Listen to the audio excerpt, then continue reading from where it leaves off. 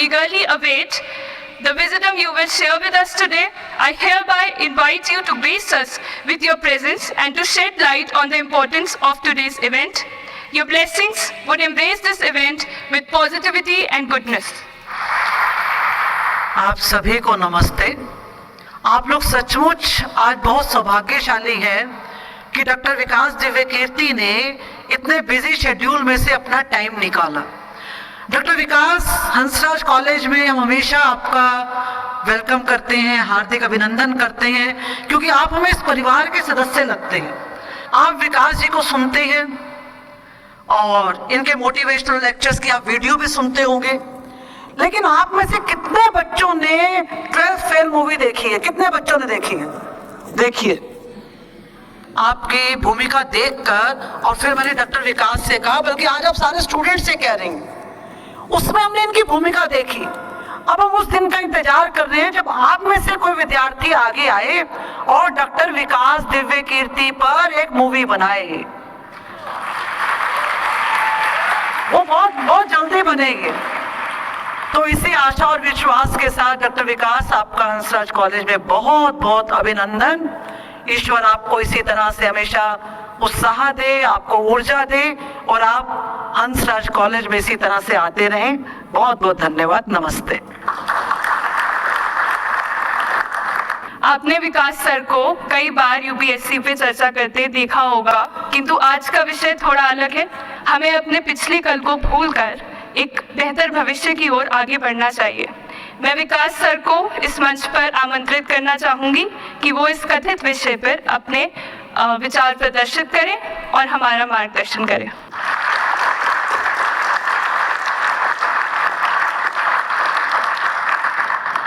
आप सभी को नमस्कार। सबसे पहले मैं अपनी वरिष्ठ साथी रमा जी को धन्यवाद करूंगा। जब मैं विद्यार्थी था तो इस कॉलेज में अक्सर आता था, तब वो यहाँ नई नई प्राध्यापिका बनी थी। मैं डिबेटिंग कंपटीशन के लिए आता था, वो जज होती थी। इनसे प्राइज देना बहुत मुश्किल था, लेकिन हमने हार मानी नहीं और एक बार प्राइज जीत में लिया उनके हाथों से। अब वो हमारी वरिष्ठ साथी हैं। करीब 30 साल से हम लोग परिचित हैं। मैं तो परिचित हूँ, वो तो ध्यान नहीं रखती होंगी, लेकिन मैं तो शुरू से ध्यान रखता हूँ। दूसरा शुक्रिया इस उड़ान सोसाइटी का। मैं जब पिछली बार आया था, समय की थोड़ी सी कमी रहती है, तो जब मुझे पता लगा कि हंसराज कॉलेज से 2 सोसाइटीज एक साथ अप्रोच कर रही है, तो मैंने दोनों बच्चों को एक साथ बुलाया एक बार अपने पास। पलक भी थी उसमें और मैंने दोनों से निवेदन किया कि भाई एक ही बार कर लो, एक ही प्रोग्राम के पीछे दोनों बैनर लगा देना, मैं एक बार आके दोनों काम कर लूंगा। और इन दोनों में वहां पर ठीक ठाक जोर आजमाइश हुई और अंत में तय हुआ कि 2 ही बार आना होगा। तो पिछली बार तो मैं करीब 6 महीने पहले आया था। निष्ठा सोसाइटी का गवर्नेंस पे एक सेमिनार था शायद। इनको हम सोच रहे थे कि टाल मटोल करके मैनेज कर लेंगे। हमने काफी कोशिश की, हमारी टीम ने काफी बहाने लगाए कि सर बिजी हैं, भारत के बाहर हैं, दुनिया के बाहर है। खूब हमने कहा। हमें लगा कि अंत में हार के गिव अप कर देंगे या लेट गो कर देंगे, कुछ तो करेंगी, पर ये नहीं मानी। इन्होंने मुझे मैसेज किए, कभी कभी लगभग हार्श होती हुई लैंग्वेज में मैसेज किए कि सर आपने वायदा किया था, कैसे पीछे हट सकते हैं। तो फिर ये हुआ कि ठीक है, आना तो है ही। अंततः आज का दिन तय हुआ। फिर टॉपिक्स की बात हुई तो इनका निवेदन था कि बस मोटिवेशन पे कुछ भी बोल दीजिए आप। तो मैंने कहा भाई मैं मोटिवेशनल स्पीकर नहीं हूँ, मुझे वो सब नहीं आता है, आप मुझे वो टॉपिक देंगे तो शायद मैं बात कर पाऊंगा। तो फिर इन्होंने कुछ टॉपिक्स भेजे 4-5 कि आप इनमें से कोई भी चुन लीजिए। मुझे उनमें से जो सबसे ठीक लगा आप लोगों की उम्र को देखते हुए, वो था the art of letting go. Right, the art of letting go. Letting go आपकी पीढ़ी का बड़ा प्रसिद्ध शब्द है। हमारी पीढ़ी में तो वो नहीं होता था। हम तो उस पीढ़ी के, उस क्षेत्र के लोग हैं। मैं हरियाणा से हूँ।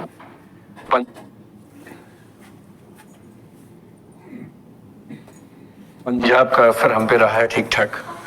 हिंदी भाषी हम लोग रहे हैं। अंग्रेजी हालांकि मैं बोल लेता हूँ, कोई चिंता की बात नहीं, लेकिन हिंदी ही मेरी आत्मा की भाषा है। तो तो जब मैंने सोचा कि लेटिंग गो, मैंने टीम से पूछा क्या होता है लेटिंग गो, तो हमारी टीम में कुछ यंग लोग हैं, उन्होंने बताया कि सर ये बहुत महत्वपूर्ण चीज है, आप लोग नहीं समझेंगे, हमारी पीढ़ी के लोग समझते हैं इस चीज को। लेट गो का मतलब होता है कि छोड़ो, जाने दो। तो मैंने कहा अच्छा, ये तो हमारी पीढ़ी में भी होता था, हम इसके लिए शब्द कुछ और बोलते थे, जैसे मैनू की, तेनू की, छड्डो यार, अरे मटिया दो, अरे भाड़ में जाए, अरे देखा जाएगा, अरे देख लांगे। तो हिंदी हो, पंजाबी हो, हरियाणवी हो, बिहार में अरे मटिया दो, तो वहां मटिया दो बोल देते हैं। इसलिए अंग्रेजी भाषा में एक मुहावरा आ जाने से ऐसा थोड़ा है कि भारत के लोग उसके बिना काम चला रहे थे, यह भी काम चल ही रहा था लंबे समय से। तो फिर मैंने कहा ये टॉपिक ठीक है, और जिस उम्र के बच्चों को एड्रेस करना है उस उम्र के बच्चे अक्सर इमोशनल टर्मोइल में रहते होंगे। यही उम्र है जब दिल लगता है, टूटता है, और करियर बनेगा नहीं बनेगा, फेलियर्स मिलते हैं। तो जिस उम्र में इमोशन सबसे ज्यादा उठापटक करते हैं, उछल कूद मचाते हैं, एंग्जाइटी, डिप्रेशन, ये सब होता है, उस उम्र के बच्चों से बात करने के लिए सबसे मौजूद टॉपिक मुझे यही लगा, सबसे अच्छा टॉपिक यही लगा कि हम इसी पर बात करते हैं। मैं पहले डिस्क्लेमर्स लगा दूं, मैं मनोविज्ञान का अध्यापक नहीं हूं, मैंने साइकोलॉजी में ना एमए किया है, ना एमफिल, ना पीएचडी किया है, ना मैं मोटिवेशनल चीजें करने का कोई सर्टिफाइड अध्यापक हूं। मैं तो अपने जीवन के अनुभवों से, साहित्य से, दर्शन से, कानून से, पढ़ते पढ़ते जो मैंने सीखा, और बाकी उस सबसे ज्यादा सीखा 50 साल के जीवन में, जिसमें से 25 साल का जीवन अध्यापन में और अपना उद्यम करने में खर्च हुआ।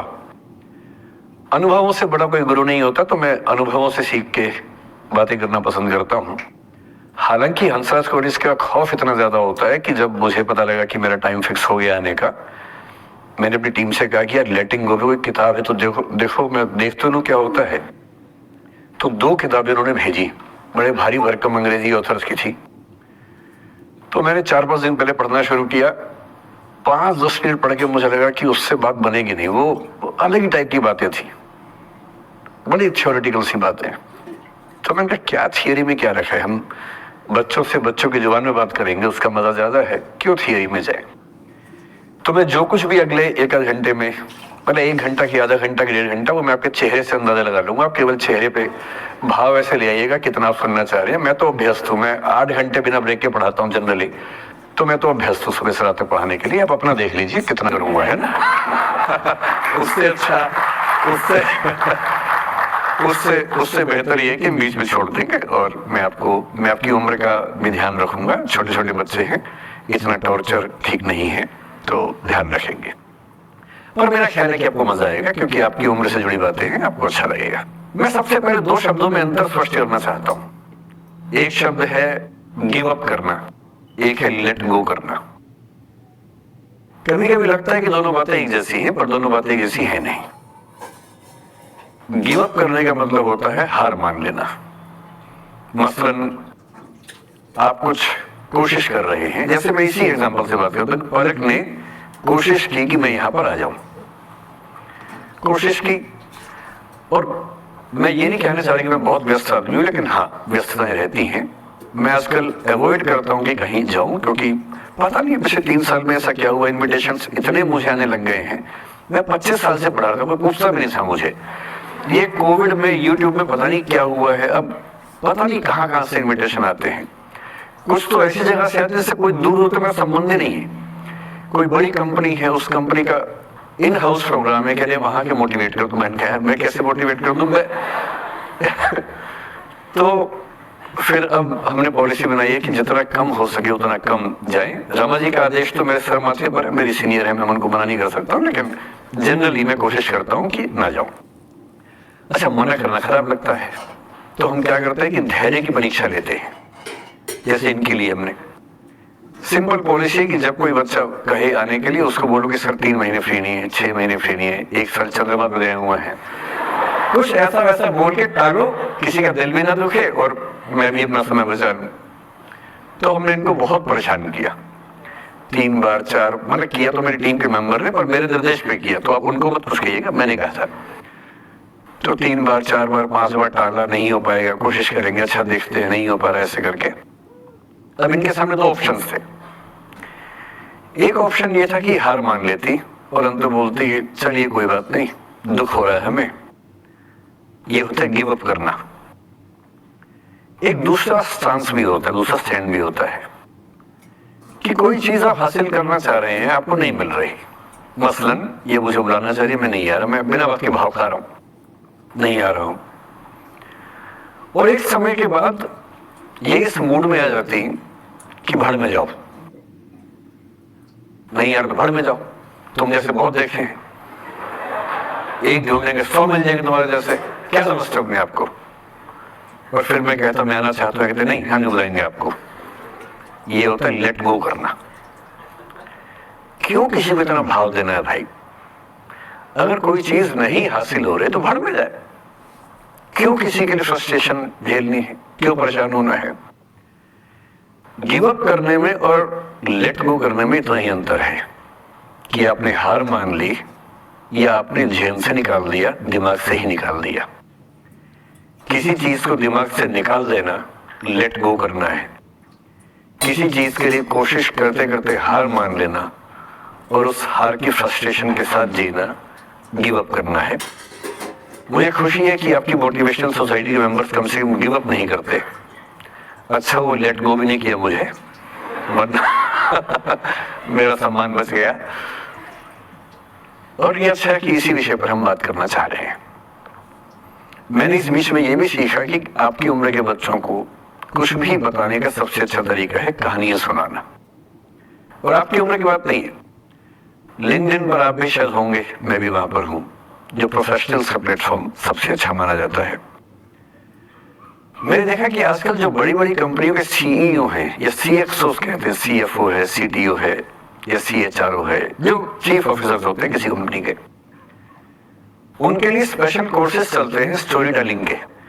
और उसमें मान लिया गया है कि अगर आप किसी कंपनी के सीईओ बनना चाहते हैं तो बेसिकली जो स्किल आपको आनी चाहिए वो स्टोरी टेलिंग की आनी चाहिए। आप कहानी सुना सकते हो। मैं सच्ची कहानियां सुनाना पसंद करता हूँ, झूठ बोलने से बचता हूँ। मैं आपको 3-4 छोटी छोटी कहानियां सुना रहा हूँ। ये सारी कहानियां सच्ची हैं, 1-1% सच्ची हैं। और मैं किसी का नाम नहीं लूंगा, जिनकी कहानी है उनका नाम नहीं लूंगा, उनकी प्राइवेसी का मामला है। पर हाँ, सच्ची कहानियां हैं। अच्छी बात है कि इन कहानियों के किरदार हम लोग नहीं बने, ईश्वर करे हम कभी ना बने, लेकिन कहानियां सच्ची हैं। जब मैं दिल्ली आया था 1990 में, मैं हरियाणा के एक शहर से, भिवानी से दिल्ली आया था पढ़ने के लिए। मेरे ड्रीम कॉलेज में हंसराज भी था और मेरा संयुक्त से मेरा एडमिशन जाकिर हुसैन में हुआ। मेरे अंक ठीक थे, यहाँ हो सकता था, पर मैं तो नई दिल्ली स्टेशन पे उतरा, बाहर निकला, पता लगा वही कॉलेज है, वही एडमिशन ले लिया मैंने। तो लोगों ने कहा कि यार कैंपस बड़ा अच्छा होता है। मैंने कहा क्या फर्क पड़ता है, कॉलेज कॉलेज होता है, छड्डो, यही छड्डो में सिखाने आया हूँ आप लोगों को। ठीक है, स्टेशन से निकले वही कॉलेज है, मेरे घर जाना होगा तो आराम से कॉलेज से निकल जाएंगे, क्या रखा कैंपस में। और मेरा एक दोस्त जो मेरे साथ ही आया था उसी शहर से, उसने एडमिशन हंसराज कॉलेज में लिया।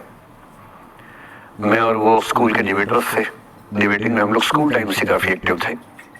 डीयू में तो यहाँ भी एक्टिव रहे। डीयू में मैंने करीब 5 साल डिबेटिंग की। मेरा ख्याल है कि लगभग 300-400 डिबेट्स मैंने जीती होंगी डीयू में, कुछ हारी भी होंगी, लेकिन मैंने खूब डिबेट, वो मेरा दरअसल दाना पानी था, रोजी रोटी मेरी वही थी कॉलेज के दिनों में। घर से पैसे मैं लेता नहीं था, मिलते भी नहीं थे, लेना क्या था, मतलब ऐसी स्थिति भी नहीं थी उस समय मेरे घर में कि मिल सके। तो डिबेटिंग मेरा रोजगार था, एम्प्लॉयमेंट था, मेरा उससे काम चल जाता था आराम से। उसका भी चल जाता था, वो हंसराज से था, मैं जाकिर हुसैन से था। हम खूब डिबेट से मिलते थे। अक्सर ट्रॉफी या तो हम जीतते थे या वो जीतता था, कोई भी जीते रूप नहीं आती थी क्योंकि हम रूममेट्स थे, एक साथ ही रहते थे। वो मुझसे योग्यताओं के मामले में 21 था, बल्कि अगर वो 21 था तो मैं 15 ही रहा हूँगा या 12 रहा हूँगा, 22 या 21 तो नहीं रहा हूँगा, मुझसे बेहतर था योग्यताओं में। बड़ा अच्छा व्यक्ति था। ग्रेजुएशन के बाद मैंने एमए हिंदी साहित्य में एडमिशन लिया, जबकि बीए ऑनर्स हिस्ट्री में किया था मैंने।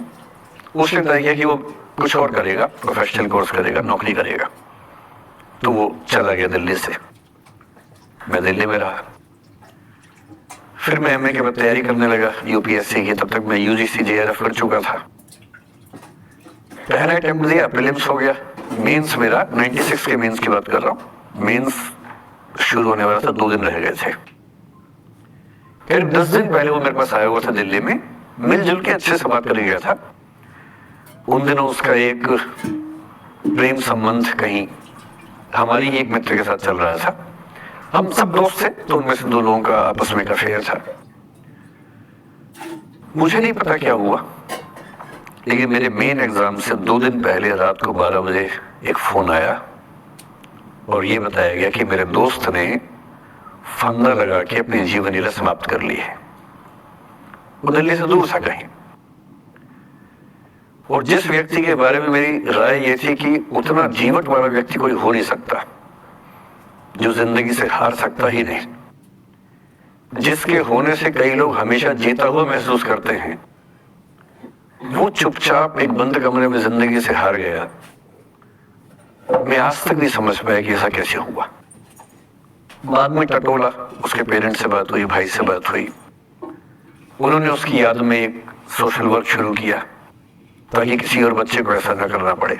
तो जब हल्का हल्का अनुमान हुआ वो है कि शायद कुछ ऐसा था रिलेशनशिप में जो नहीं संभल पाया था और रिश्ता टूट ना जाए इसका दबाव बहुत ज्यादा था और वो दबाव झेल नहीं पाया। इस उम्र में ऐसा फेज आता है, कई बार आता है। ये एक कहानी है, हंसराज कॉलेज से ही जुड़ी है, इसलिए मैंने सोचा कि वहीं से बात शुरू करूं।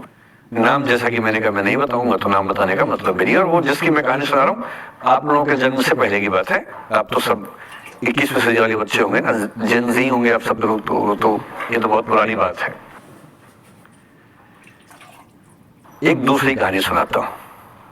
मैं आपको 2-3 कहानियां सुनाऊंगा, फिर उन सबका सार निकाल लेंगे एक साथ हम लोग। दूसरी कहानी ये है कि जब मेरा सिलेक्शन हो गया 97 में, मतलब 96 अटेम्प्ट में पहली बार में मेरा सिलेक्शन हो गया था। मैं एक्सटेंशन लेके तैयारी कर रहा था और डीयू में मैं पढ़ा भी रहा था उस समय। तब मैं शायद डीएवी कॉलेज में था या अग्रसेन को, मैं 2 जगह पढ़ा है डीयू में, तो उनमें से किसी कॉलेज में पढ़ा रहा था उस समय में। तो उस समय एक लाइब्रेरी है कैंपस में ही, सेंट्रल रेफरेंस लाइब्रेरी, आप जानते होंगे, सीआरएल बोलते हैं, जो विवेकानंद जी की स्टैच्यू है सामने ही वो लाइब्रेरी है। उस लाइब्रेरी में नीचे सब बैठ के पढ़ते हैं और टॉप फ्लोर पे रिसर्च फ्लोर है जहाँ एमफिल पीएचडी वाले बच्चे पढ़ते हैं। मैं उस समय शायद पीएचडी कर रहा था या एमफिल खत्म हुई थी, वहीं बैठता था, पढ़ता था रोज। कई दोस्त पढ़ते थे हम लोग वहां। हम सुबह 8 बजे लाइब्रेरी खुलते ही वहां घुसते थे, रात को 1 बजे निकलते थे लाइब्रेरी बंद होने के समय। तो वहां एक छत थी, छत पे छोटी सी कैंटीन थी जहां हम लोग जब बोर होते थे दिन में 3-4 बार जाके चाय पीते थे। चाय पी ली, बिस्किट खा लिया, थोड़ी गप्पे मार ली, वो सब वहां करते थे। तो वहां मेरे बहुत सारे दोस्त थे, उनमें से कई लोग अब बहुत सीनियर सिविल सर्वेंट्स हैं, कुछ लोग प्रोफेसर हैं डीयू में। 2 बच्चे थे मुझसे जूनियर, 3-4 साल जूनियर थे, बड़े प्यारे बच्चे थे। मुझे उस समय तक पढ़ाई लिखाई का शौक अच्छा खासा हो गया था, तो वो रोज मेरे साथ बैठते थे केवल बात करने के लिए, किसी मुद्दे पर बहस करनी है तो बहस होती थी, समझते थे। फिर मुझे पता लगा कि वो दोनों रिलेशनशिप में हैं, रिश्ते में हैं, दोनों ने शादी भी कर ली। उनकी योजना डीयू में पढ़ाने की थी या सिविल सर्विस की भी थी शायद, पता नहीं। मेरा इंटरेक्शन बहुत ज्यादा उसके बाद रहा नहीं उनसे, क्योंकि मैं सर्विस में चला गया था। इतने जिज्ञासु बच्चे थे दोनों, इतने जिज्ञासु कि उनसे मिलकर तबीयत खुश हो जाती थी कि हर चीज जानने का मन करता था उनका, हर विषय पढ़ने का मन करता था। एकदम जीवन से भरे हुए बच्चे, आंखों में चमक ऐसे। फिर दोनों की शादी हुई तो मैं शादी में जा नहीं पाया, क्योंकि मेरा रिश्ता सिर्फ लाइब्रेरी में 1 घंटा गप मारने वाला था, उससे ज्यादा था नहीं रिश्ता उनके साथ। फिर सुनता रहता था कि मैं सब बढ़िया चल रहा है, पढ़ाई कर रहे हैं, तैयारी कर रहे हैं। इंटरकास्ट मैरिज की उन लोगों ने, खूब हंगामा हुआ, दोनों घर में तलवारें खींच गई किसी तरह से तलवारें संभाली गई, मैनेज हुआ, दोनों साथ रहने लगे। और फिर 3-4 साल के बाद एक दिन मैंने खबर सुनी कि उस बच्ची ने फंदा लगा के जीवन लीला समाप्त कर ली। ये बात में दिल्ली विश्वविद्यालय की, ये उस दौर के सब लोग इस कहानी को जानते हैं। मेरे ख्याल से दोनों कहानी आपके प्रिंसिपल मैडम जानती होंगी, नहीं ध्यान कर पाएंगे तो मैं उनको जैसे नाम बोलूंगा अकेले में वो तुरंत समझ जाएंगे मैं किसकी बात कर रहा हूं। मैं आज तक नहीं समझ पाया कि ऐसा क्या हुआ होगा। तो बाद में अनुमान जो हुआ वो ये, इंटरकास्ट मैरिज, परिवार का दबाव, समाज का दबाव, आपस का दबाव, टॉक्सिक रिलेशनशिप, अंत में उस दबाव को न झेल पाना और जीवन समाप्त कर देना, ये हुआ। ये 2 घटनाएं हैं। एक तीसरी घटना ये है कि दिल्ली में आज से 25 साल पहले एक घटना घटी। आप लोग तो बस पैदा हुए होंगे, घुटनों में चल रहे होंगे, या उससे 5-7 साल पहले की बात रही होगी। ये घटना दिल्ली के सब सीनियर लोग जानते हैं, जिनकी उम्र 35-40 साल है वो सब जानते हैं इस घटना को। मोबाइल फोन में वीडियो नया नया आया था उस समय। अब तो आपके हर फोन में वीडियो है, अब तो सामने भी है ताकि आप वैसा वाला मुंह बना के सेल्फी खिंचवा सके। पाउट बोलते हैं ना, मैं उसको देसी भाषा में सूअर जैसा मुंह बोलता हूं, और वैसा ही बनता भी है, क्यूट सा सूअर जैसा मुंह बना के लोग सेल्फी खिंचवाते हैं, उसको बोलते हैं पाउट। तब तो कैमरा फोन में पहली बार आया था, तब लोग अभ्यस्त नहीं थे। अब जैसे आप लोग कितने अभ्यस्त होंगे, हम भी होने लगे। अब हम किसी से बात करते हैं तो हम ये एज्यूम करके चलते हैं कि उसने फोन में कुछ ना कुछ ऑन कर रखा होगा, या तो आवाज रिकॉर्ड करेगा या वीडियो बनाएगा। तुम कितने केयरफुल होकर बोलते हैं, कितने कॉन्शियस रहते हैं। और सर्विलांस सोसाइटी की सबसे बुरी बात यह है कि हम हमेशा चौकन्ने रहते हैं, हम सहज हो ही नहीं पाते। सहज रूप से दोनों बात कर लें, हो ही नहीं पाता। तो मैं तो अपने ऑफिस में कई बार ऐसा करता हूं, जब हम 3-4 लोग बैठते हैं इनफॉर्मल बातचीत के लिए, हम सब अपना अपना फोन कमरे के बाहर छोड़ के आ जाते हैं, फिर 2 घंटे बात करते हैं, इस भय से मुक्त होके कि कहीं कोई रिकॉर्ड तो नहीं कर रहा। ये हालत है आज की। उस जमाने में तो फोन थे, मोबाइल फोन आया था भारत में लगभग 1995 के आसपास पहली बार, बड़ा महंगा था। 16 रुपए प्रति मिनट इनकमिंग, 16 रुपए प्रति मिनट आउटगोइंग, ये रेट से उस समय। और फोन वो थे जिनसे आप कील भी ठोक सकते हैं, वैसे वाले फोन थे, बटन वाले फोन थे, नोकिया एक कंपनी थी, उसके फोन हुआ करते थे। उसके 4-5 साल के बाद क्या हुआ, पहली बार किसी कंपनी ने फोन में कैमरा लगा दिया। ये बात उस समय के लोग नहीं समझते थे। जब भी नई तकनीक आती है उसको समझने में टाइम लगता है। जो पहले समझते हैं फायदा उठा लेते हैं, जो थोड़ा लेट समझते हैं वो उसका नुकसान उठाते हैं।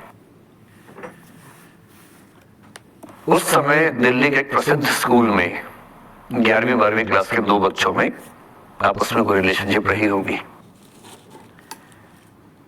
वो दोनों किसी ऐसी सिचुएशन में थे जो सिचुएशन बहुत ही प्राइवेट किस्म की थी, बहुत निजी किस्म की थी, जिसको पब्लिक नहीं कर सकते। कुछ फिजिकल रिलेशनशिप जैसा मामला था।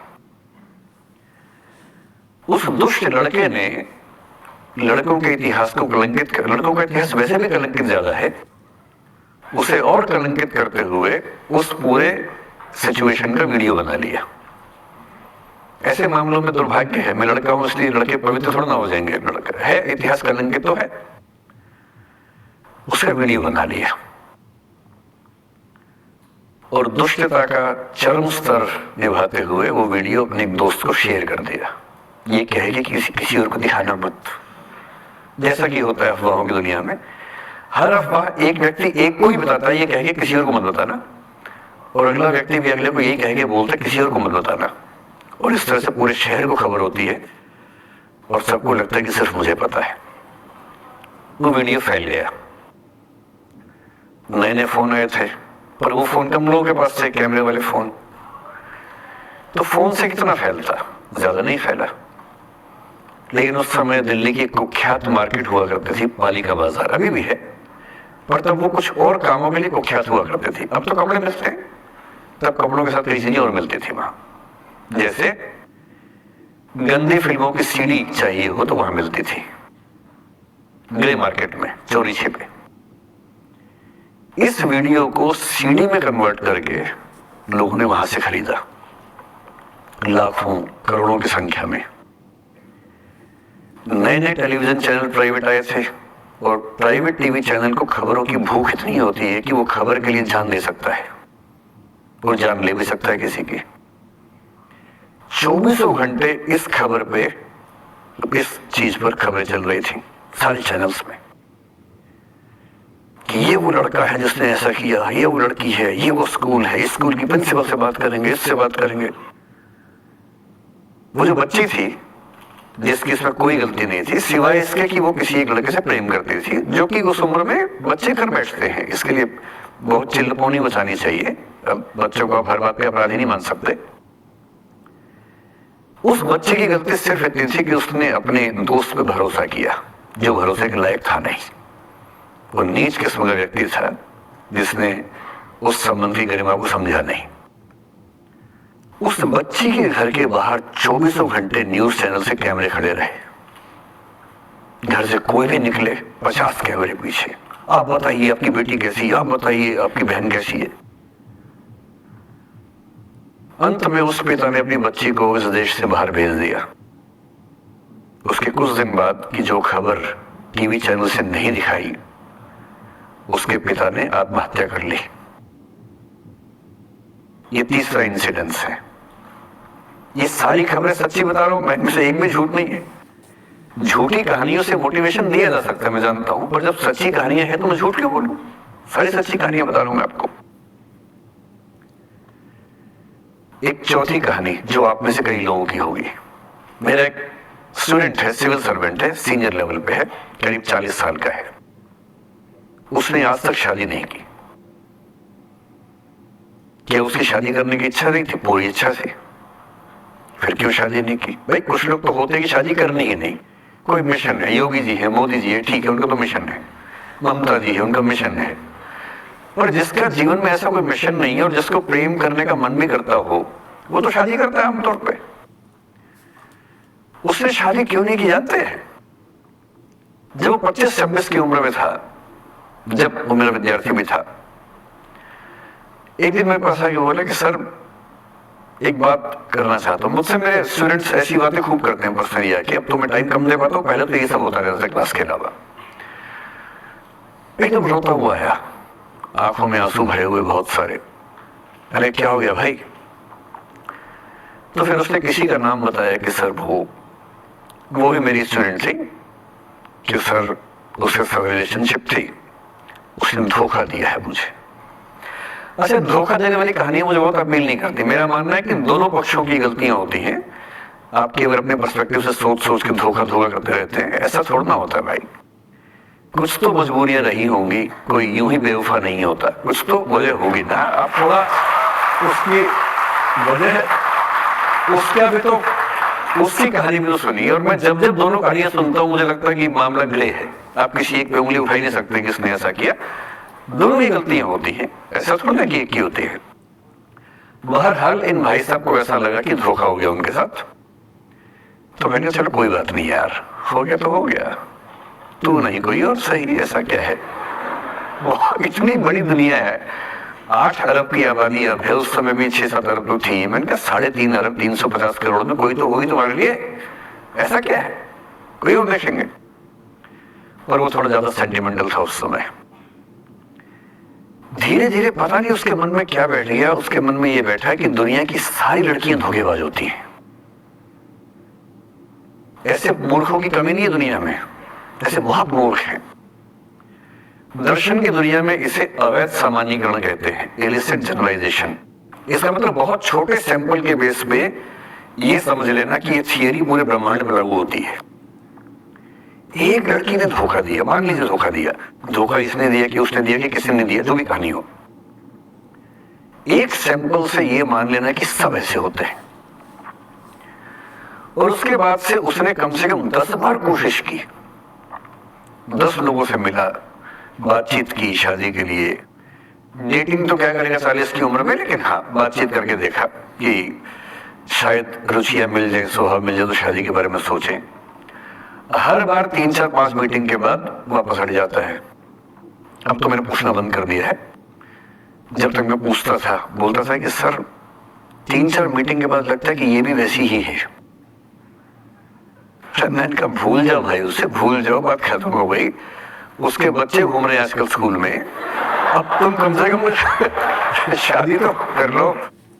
वो भाई साहब आज तक अकेले हैं और अब तो बाजार में मूल्य भी कम हो गया उनका, अब विकल्प भी ज्यादा नहीं मिलते हैं। अब जो विकल्प मिल रहे हैं वहां उसकी रुचि और कम हो गई है, तो पूरी संभावना है कि वो जीवन अकेले ही गुजरेगा उसका। एक अंतिम एग्जाम्पल देके फिर मैं निष्कर्ष की तरफ बढ़ूंगा। मैं एक आईएएस ऑफिसर को जानता हूं, 2 आईपीएस को जानता हूं, बहुत योग्य लोग, देश के सबसे अच्छे संस्थाओं से पढ़े हुए लोग, प्रॉपर आईएएस प्रॉपर आईपीएस में नौकरी करने वाले लोग, और इन तीनों ने अपना जीवन समाप्त कर लिया नौकरी में रहते हुए। क्यों? क्योंकि नौकरी और घरेलू जो दुविधाएं थी उनको झेल नहीं पा रहे थे, ना झेल पा रहे थे, ना भूल पा रहे थे, लेट गो नहीं कर पाए तो गिव अप कर दिया। और इसलिए मुझे अक्सर लगता है कि जितनी चीजें हम सिखाते हैं बच्चों को, हिस्ट्री, इकोनॉमिक्स, लिटरेचर, वो सब ठीक है, उनका भी महत्व है। शायद उससे ज्यादा महत्व इस चीज का है कि ये समझे कि अपने इमोशंस को कैसे मैनेज करना है। जब जीवन में ऐसा लगे कि सब खत्म हो गया है, जब जीवन में लगे कि बहुत टॉक्सिक किस्म की लाइफ हो गई है, उससे बाहर कैसे निकलें, शायद ये सबसे महत्वपूर्ण लेसन होता है जो हम सबको सीखना चाहिए। मैंने कहीं से सीखा नहीं है, ना मैंने ऐसी किताबें पढ़ी हैं, हालांकि मैंने 2 किताबें मंगवाई हैं पिछले हफ्ते, पढ़ी नहीं है अभी तक, तो मैं किताबों के बेस में नहीं जानता कैसे सीखते हैं, लेकिन जिंदगी से तुम सीख सकते हैं। इन कहानियों का सबका एक ही सार है, वजह अलग अलग है। एक व्यक्ति ने इसलिए अपना जीवन समाप्त किया कि वो रिश्ता उसके हाथ से छूट रहा था। एक ने इसलिए जीवन समाप्त किया कि रिश्ता बन गया था पर समाज के दबाव, घर के दबाव मैनेज नहीं कर पाए। एक ने जिंदगी भर शादी नहीं की सिर्फ इसलिए कि वो पुरानी यादों को भूल नहीं पाया। अरे एक बार गलती हो गई तो हो गई, आगे तो संभावना जीवन में है भाई, क्यों इतना हावी रखना उसी दिमाग के ऊपर। कुछ लोग देश की सबसे अच्छी नौकरी में होकर हर पैमाने पर सफलता की हर कसौटी पे खरा उतरने के बाद जीवन नहीं बचा पाए, क्योंकि दूसरों की नजर में आप बहुत सफल हो जाए, अपनी नजर में शून्य हो, तो फिर जीवन कैसे बने, जीवन कैसे बचे। इन सारी कहानियों का मूल भाव एक ही है, अगर आप खुद को हैंडल नहीं कर सकते तो दुनिया को क्या हैंडल करेंगे। दुनिया को हैंडल करने से पहले खुद को हैंडल करना सीखना पड़ता है, और उसका सबसे आसान जो रामबाण उपाय है उसको बोलते हैं द आर्ट ऑफ लेटिंग गो, जाने दो। वो अफसाना जिसे अंजाम तक लाना न हो मुमकिन, उसे एक खूबसूरत मोड़ देकर छोड़ना अच्छा। साहिर ने लिखा, प्रेम की दुनिया के बारे में साहिर से अच्छा कौन लिखेगा। तारुफ समझते, तारुफ मतलब परिचय, इंट्रोडक्शन। कहते तारुफ रोग बन जाए तो उसको भूलना बेहतर। अरे परिचय हुआ किसी से, आपकी भाषा में इंट्रो हुआ, यही बोलते हो ना, इंट्रो हो गया, इंट्रो हुआ, दोस्ती हुई, बाद में लगा रहे यार ये तो ऊट पटांग आदमी है, ये ऊट पटांग लड़की है, छोड़ो फिर, ऐसा क्या लोड लेना है। ताल्लुक रोग बन जाए तो उसको भूलना बेहतर, ताल्लुक बोझ बन जाए तो उसको तोड़ना अच्छा, वो अफसाना जिसे अंजाम तक लाना न हो मुमकिन, उसे एक खूबसूरत मोड़ देकर छोड़ना अच्छा। बस करना यह है कि खूबसूरत मोड़ देकर छोड़ना है, हाथ में तेजाब की बोतल लेके नहीं। और आज की पीढ़ी का ये समझना बहुत जरूरी है कि छोड़ना भी अच्छे तरीके से हो सकता है। तो मैं उस बात पर उससे पहले थोड़ा संक्षेप में समझा लूं। मुझसे कुछ बच्चों ने पूछा इस बीच में कि जितना आसानी से आप बोल रहे हैं क्या सच में इतना आसान होता है? कैसे छोड़ें उन चीजों को जो मन पर हावी हैं, उन इमोशंस के टर्मोइल को, उन इमोशंस की इंटेंसिटी को कैसे मैनेज करें? क्या सच में इतना आसान होता है? आसान तो नहीं होता है। मेरी उम्र में आसान है, आपकी उम्र में आसान नहीं होता है। मेरी उम्र में क्यों आसान है? क्योंकि ये सारा खेल हार्मोन्स का है, ये सारा खेल केमिस्ट्री का है। हम सब दरअसल बहुत सारे केमिकल्स, जिनमें से कुछ का नाम हार्मोन्स है, उन केमिकल्स और हार्मोन्स के बहुत सारी इंटरेक्शंस के रिजल्ट हैं। इसलिए जब कोई बच्चा जैसे छोटे बच्चे हमेशा उछलते रहते हैं, पेरेंट्स थके रहते हैं, ये इन सभी केमिस्ट्री का परिणाम है, शौक का मामला नहीं है। आपकी उम्र जो होती है किशोरावस्था और युवावस्था की शुरुआती उम्र, मैं मान के चल रहा हूं कि आप सब लोग 17 से 22-23 के बीच के लोग हैं, बच्चे हैं। कुछ तो भी शादी भी नहीं कर सकते होंगे, वो वाले होंगे ना। लड़के तो नहीं कर सकते होंगे भी, 21 के गाँव में होंगे, तो वो वाली उम्र आप लोगों की है। इस उम्र में इमोशंस का टर्मोइल, इस उम्र में इमोशंस का बिखराव इतना ज्यादा होता है कि संभालना बड़ा मुश्किल होता है। जैसे जैसे आप मैच्योर होंगे, बड़े होंगे, बूढ़े होंगे, बूढ़े और मैच्योर काफी हद तक समानार्थक शब्द होते हैं। बूढ़ा आदमी आमतौर पर मैच्योर हो ही जाता है, और जो मैच्योर हो जाता है उसको लोग बुढ़ा ही बोलते हैं, चाहे वो दोस्त हो आपका। तो मैच्योर होने के बाद मैच्योरिटी के कई लक्षण हैं, 10-20 लक्षणों में से एक ही है कि आपके इमोशंस में इंटेंसिटी उतनी नहीं रह जाती जितनी बचपन में होती है। मसलन कोई आपका दोस्त आपसे कुछ खराब कह दे, आप 3-4 घंटे बेचैन रहेंगे, बार बार मैसेज टाइप करेंगे, फिर डिलीट करेंगे, फिर टाइप डिलीट, वो भी टाइप डिलीट चल रहा है। एक दिन हो गया बात हुए, ना वो पढ़ पा रहे हैं, ना पढ़ पा रहे हैं, बेचैनी चरम पे है। अब इतना ही मामला है, नाक का सवाल है कि पहले कौन झुकेगा। सारे संबंधों में स्तर इसी बात से तय होता है कि पहले कौन झुकेगा, और जो एक बार झुक गया वो जिंदगी भर झुकता है उसके बाद। इससे लोग शुरू में बहुत केयरफुल होते हैं कि झुकना नहीं है। 3-4 ज्ञानी पीछे बैठे ही होते हैं कि नहीं, झुकना नहीं है, वो झुकेगा, वो झुकेगी, तू क्यों झुकेगा। इन ज्ञानियों से बचना बहुत जरूरी है, जिंदगी जहर बना देंगे आपकी। अब दोनों ईगो फाइट कर रहे हैं कि पंजा किसका गिरेगा, इस पर फाइट चल रही है। 2 दिन हो गए, 3 दिन हो गए, उसके बाद एक आदमी पिघल जाता है, उसको लगता है भाड़ में जाए यार, बात नहीं हो पा रही, तुम ईगो कर रहे हो। फिर वो फोन मिलाता है, ये भी फोन की इंतजार में 3 दिन से सो भी नहीं रहा बेचारा। हीरो बेशक बनने पर बेचैन तो है। खटाक से फोन उठता है, अब दोनों कान में फोन लगा रखिए, कोई नहीं बोल रहा, चुप। क्या बातचीत चल रही है सोचिए, एक भी शब्द नहीं, एकदम चुप। थोड़ी देर के बाद कंफर्म करने के लिए कि है भी या नहीं, एक बोलता है हेलो, वहां से आवाज आती है कोई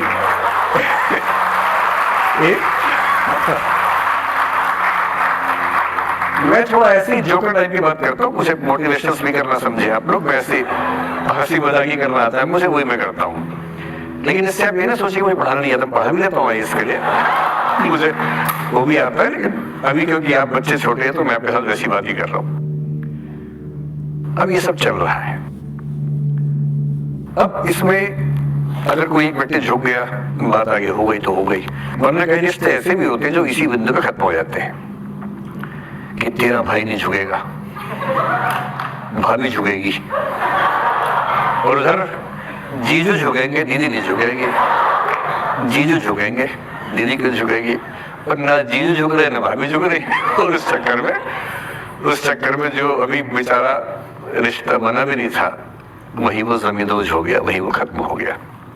और ठीक है, हो गया तो हो गया, भाड़ में जाए, ऐसा क्या है, डर किस बात का है इसमें।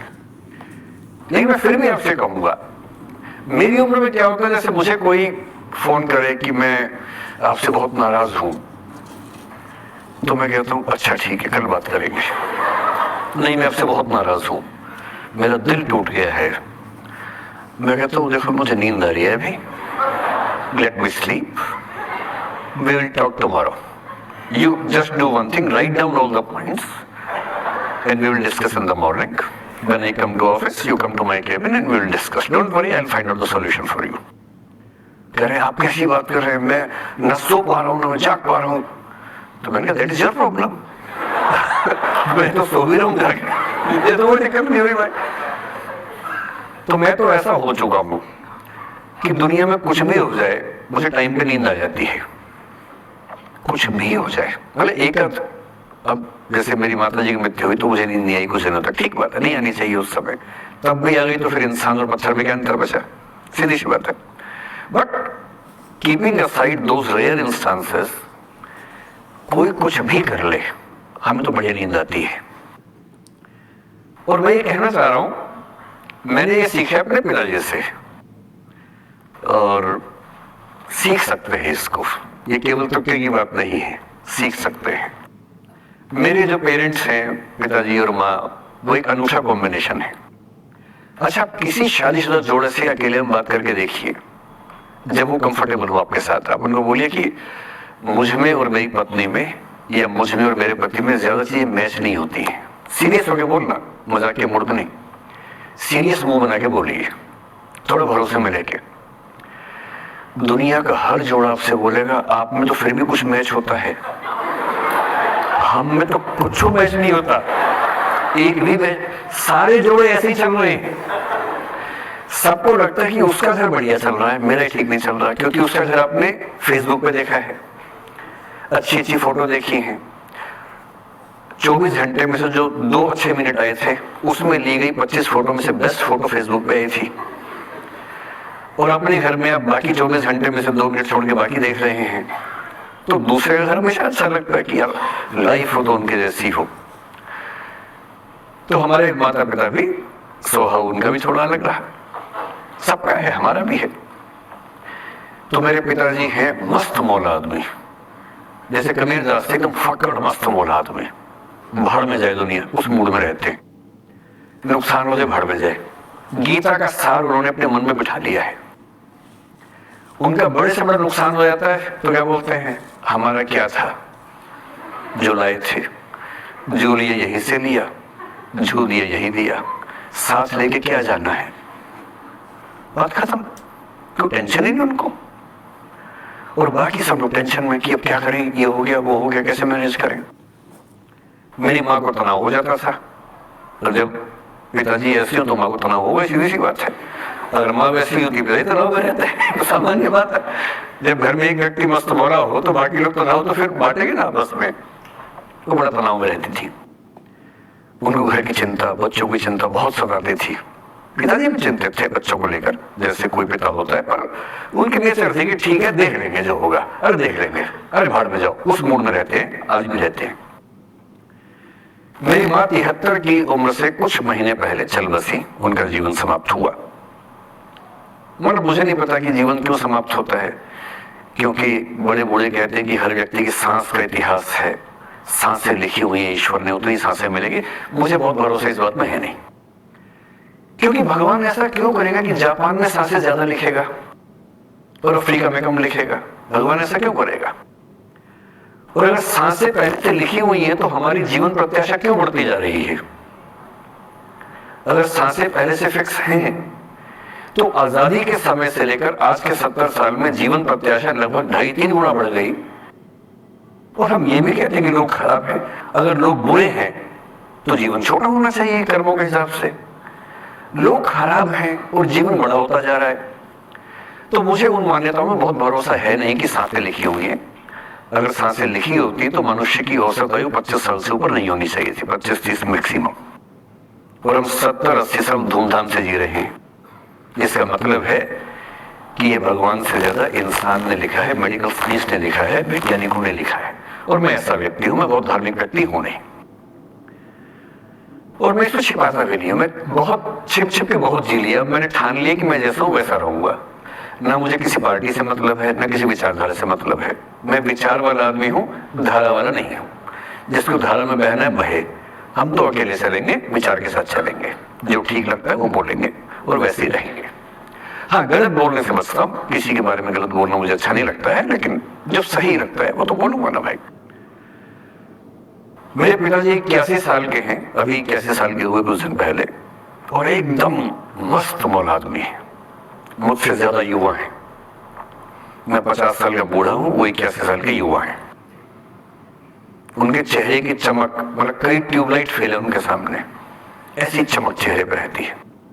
क्यों रहती है? उसकी एक वजह यह कि वो रोज सुबह 2-3 घंटे प्राणायाम, योग, ध्यान बहुत कुछ करते हैं।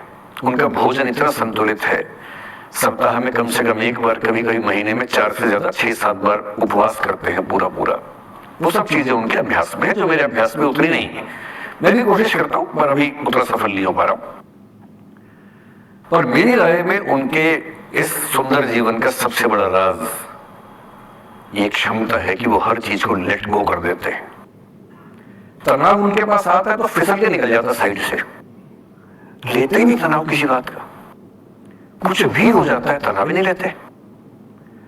और मुझे लगता है कि काश ये चीज मेरी माँ के स्वभाव में होती, कम से कम 10 साल उनका जीवन और ज्यादा तो होता। और मैं अपने अनुभव से बता रहा हूं, बहुत विश्वास से बता रहा हूं। मैं न सोने जागने में नियमित व्यक्ति हूं, ना मैं बहुत कसरत करता हूं, ठीक हूं, मतलब बुरा भी नहीं हूं, ठीक हूं। मेरी उम्र के अधिकांश लोग बीपी, शुगर, बहुत बीमारियों से ग्रस्त हैं। मैं फिलहाल नहीं हूं। क्यों नहीं हूं? मेरे पास इसका उत्तर एक ही है, मैं लोड लेता नहीं किसी बात का, दबाव लेता नहीं, तनाव लेता नहीं। भाई अच्छा हो रहा है तो भी ठीक है। जब मैं सफल, जैसे मैं 3 साल में पिछले काफी सफल हो गया, जितना मुझे नहीं होना चाहिए था, मैं तो कैसे हो गया हूं सफल। अगर मैं सफल हो गया तो मैं इस बात पे लोड में नहीं ले रहा कि मैं सफल क्यों हो गया। अरे हो गया तो कैसे हो गया, कई लोग हो जाते हैं, हम भी हो गए, ऐसा क्या है। कल को नहीं रहूंगा मान लीजिए, ऐसा हो सकता है, कल को फेल हो जाऊंगा कहीं। फेलियर को बचाना पता नहीं कितना मुश्किल होता होगा लोगों के लिए। मैं अपने बारे में जानता हूं, मुझे मुश्किल नहीं होने वाला, क्योंकि मैंने सफलता का लोड लिया ही नहीं अपने ऊपर। विफलता मुझे क्या प्रभावित करेगी, बहुत फर्क नहीं पड़ता है। और मैं दावे से कह रहा हूं कि यदि टेम्परामेंट आपका हो, जो मेरे पिताजी से मैंने सीखा है, तो आप जिंदगी में सफल कितने होंगे वो एक अलग पैरामीटर है, और आपकी जिंदगी शानदार होगी। और जितनी जिंदगी आपकी है, जितनी सांसें आप कहते हैं कि लिखी हुई हैं, गारंटी से कह रहा हूं कि 10 साल बढ़ जाएंगे। कुछ और लोग क्या कम कर देंगे अलग बात है, लेकिन अपने 10 साल बढ़ा देंगे। इसलिए ये सीखना बहुत जरूरी है कि कैसे लेट गो करना है जिंदगी की चीजों को। 3-4 प्रसंग होते हैं। एक होता है कि आप किसी को बहुत चाहते हैं पर वो आपको नहीं चाहता। आपकी उम्र में ये सब तो खेल होता है। और क्या खेल होता है? मेरे घर में 2 बच्चे हैं 17 साल के, तो मैं उनको देख के समझता रहता हूँ। वो मुझसे छुप छुप के किसी से बात करते हैं और मैं छुप छुप के सुन लेता हूँ। तो उन्हें नहीं पता, मुझे तो नाम भी पता है किससे बात करते हैं, एक आध का तो एड्रेस भी पता है मुझे। और मैं तो बच्चों को बोलता हूँ कभी जाना माना हो तो मैं ले चलूंगा, चिंता मत करना, बोल देना कि ड्राइवर साथ में आया है, टेंशन मत लेना। तो मेरे तो बच्चे मेरे दोस्त हैं, मैं तो बड़ा दोस्ती के भाव में रहता हूँ। मेरा एक ही बेंचमार्क है कि वो जिस उम्र में जैसे हैं मैं कैसा था, और वो मुझसे अच्छे चल रहे हैं। उससे ज्यादा उम्मीद मुझे करने भी नहीं चाहिए। मैंने जो कुकृत्य 8वीं क्लास में किए थे उन्होंने 11वीं क्लास में किए, तो बहुत है। मैं ये क्यों मान के चलूं कि वो देवी देवता पैदा होंगे? मेरे ही तो बच्चे हैं भाई। जीन तो मेरे, ये तो कैसे देवी देवता हो जाएंगे? तो ज्यादा उम्मीदें क्यों पालनी है बच्चों से भी? मैं क्यों चाहूं कि मेरा बच्चा IAS जॉब करे? क्यों करे? वो IAS में क्यों करे? उसका मन करेगा तो करेगा, नहीं करेगा तो हट जाए। अगर वो कहेगा कि मुझे स्टार्टअप करना, स्टार्टअप कर लो भाई। अगर वो कहेगा मुझे कुछ और नौकरी करनी है प्राइवेट सेक्टर में, तो वो कर लो। मैं क्यों ठेकेदार बनूं उसका भाई? मैं क्यों ये चाहूं कि वो मेरे रास्ते पर चले, मुझसे बेहतर बने? ये सब बेकार की बातें हैं। और पेरेंट्स, आज तो बच्चों से बात कर रहा हूं, जैसे मैं पेरेंट्स से बात करता हूं, उनकी बहुत क्लास लगाता हूं कि पेरेंट होना और बच्चे का दुश्मन होना कई बार बराबर हो जाता है। और यदि आप नहीं चाहते कि आप बच्चों के दुश्मन बने, बहुत सारे लोग मन ही मन में पेरेंट से नफरत करते हैं, माँ बाप से नफरत करते हैं, क्योंकि माँ बाप ने पेरेंट हुड का धर्म ठीक से निभाया नहीं। उन्होंने इतनी इच्छाएं थोपी, इतने दबाव बनाए कि बच्चों को जिंदगी कई फैसले इस दबाव में करने पड़े कि मेरे पेरेंट्स ये चाहते हैं, वो बन ही नहीं पाए जो वो थे। और दुनिया में सबसे बुरी स्थिति है वो न हो पाना जो आप हैं। अपनी सहजता से दूर होना, इससे बड़ी बुरी कोई स्थिति नहीं है। साहित्य में इसको खूब लिखा गया है। कामायनी एक रचना बड़ी प्रसिद्ध है जयशंकर प्रसाद की, उसमें मूल समस्या ही ये है, ज्ञान दूर कुछ क्रिया भिन्न है, इच्छा क्यों पूरी हो मन की, एक दूसरे से न मिल सके यही विडंबना है जीवन की। आपका दिमाग कुछ कहता है, दिल कुछ कहता है, कर कुछ हो रहे हैं आप। जिस व्यक्ति का दिमाग, दिल और हरकतें आपस में कनेक्टेड हैं, कंसिस्टेंट हैं, उससे ज्यादा सुखी कोई मनुष्य नहीं है। इसलिए मैं अक्सर कहता हूं कि आप खुश हैं या नहीं, इसका सबसे बड़ा पैरामीटर ये है आपका दिमाग, आपका दिल, आपकी हरकतें, आपके एक्ट्स अगर कंसिस्टेंट हैं, कोहेरेंट हैं, कनेक्टेड हैं, इंटीग्रेटेड हैं, तो आपसे ज्यादा सुखी कोई नहीं है। और यदि आप पूरी जिंदगी केवल निभाने में खर्च कर देते हैं तो ठीक है, दुनिया की निगाह में आप सफल होंगे, पर किस दिन खबर आ सकती है कि अच्छे आदमी थे, नहीं झेल पाए, नहीं झेल पाए, अंत में दिल का दौरा पड़ जाता है, बीपी हो जाता है, डायबिटीज हो जाता है। बच्चे बोलते हैं कि डायबिटीज चीनी खाने से होता है, बेकार बात है, डायबिटीज स्ट्रेस से होता है। डायबिटीज होने के बाद चीनी खाना मना है, चीनी खाने से आज तक किसी को डायबिटीज नहीं हुआ है। डायबिटीज केवल तनाव से होता है। तनाव पहले ही दुनिया में इतने सारे हैं, नौकरी के तनाव, कितने झंझट दुनिया में है, उसके ऊपर से अपने स्वभाव से दूर होने का तनाव कितना बड़ा तनाव है, क्यों पालना चाहिए। तो मैं कुछ सूत्रों में आपको बात बताता हूं, इस उम्र में आप कितना उसको फॉलो कर पाएंगे मुझे नहीं पता, लेकिन कोशिश करेंगे तो कुछ तो फायदा हुआ ही। पहला सूत्र मेरा आप लोगों के लिए ये है कि जब आप किसी को पसंद करें और वो आपको पसंद ना करे तो टेंशन नहीं लेनी है, तेजाब तो नहीं ही उठाना है। ठीक, कई लोग इस मूड में रहते हैं, मुझे पसंद नहीं करेगी, मुझे, मैं राजा हूं, मैं नवाब हूं, मुझे पसंद नहीं करेगी। अरे तो क्या है भाई, नहीं पसंद हो तो नहीं पसंद हो, ये क्या बात हुई। सबसे पहले अपने अंदर से लोकतांत्रिक बनिए, डेमोक्रेटिक बनिए। जैसे आपको हक है किसी व्यक्ति को पसंद करने का, उसको भी हक है किसी को पसंद या नापसंद करने का। यदि कोई ऐसा व्यक्ति जिसको आप पसंद नहीं करते वो आपको प्रपोज करे तो आप उसको मना ही तो करेंगे, बस मना इज्जत से कीजिए, किसी को बेआबरू करके मत भेजिए। ये नहीं कि अच्छा तुम शीशा देखा है कभी, रुको रुको आईना मेरी जेब में लो, ऐसे नहीं करना है। बड़े बेआबरू होकर तेरे कूचे से हम निकले, वो वाला भाव जो गालिब को ऐसा वो भाव नहीं आना चाहिए। अगर कोई आपको कभी प्रपोज करे, आप लोगों की उम्र है, सब चलता ही होगा आप लोगों के बीच में, मैं अपने टीचर से सामने बोल रहा हूं लेकिन मैं ऐसा ही हूं, मैं जानता हूं कि आपकी उम्र में से होता होगा, सब जानते हैं तो होता ही होगा। कभी किसी से ये उम्मीद मत करना कि वो आपको पसंद करे ही करे। यदि कोई रिजेक्ट करे, बस हाँ रिजेक्शन थोड़ा प्यार से होना चाहिए, बदतमीजी से नहीं होना चाहिए। उसके अधिकारों का उतना ही सम्मान कर रहे हैं जितना आप अपने अधिकार का सम्मान करते हैं कि ठीक है भाई आपको मैं पसंद नहीं, कोई बात नहीं, तू नहीं कोई और सही, कोई और नहीं कोई और सही, बहुत लंबी है जमी मिलेंगे राख हंसी, इस जमाने में सनम तू अकेली तो नहीं। कितने लोग हैं दुनिया में, ऐसा क्या है। और मैंने बहुत प्यारे प्यारे बच्चों को देखा रोते बिलखते हुए कि मैंने उसको प्रपोज किया, उसने मुझे मना कर दिया। अंकल, छोटे छोटे बच्चे आजकल मुझे लव गुरु मानते हैं अपने आसपास, वो मेरे पास आके ऐसी ऐसी बातें बताते हैं बड़ी क्यूट तोतली आवाज में, मैंने उसको प्रपोज किया, उसने मुझे ऐसे ऐसे वाली आवाज में एकदम रोते बिलखते हुए। तो मैं बोलता हूँ बधाई हो बहुत बहुत तुम्हें, कॉन्ग्रेचुलेशन।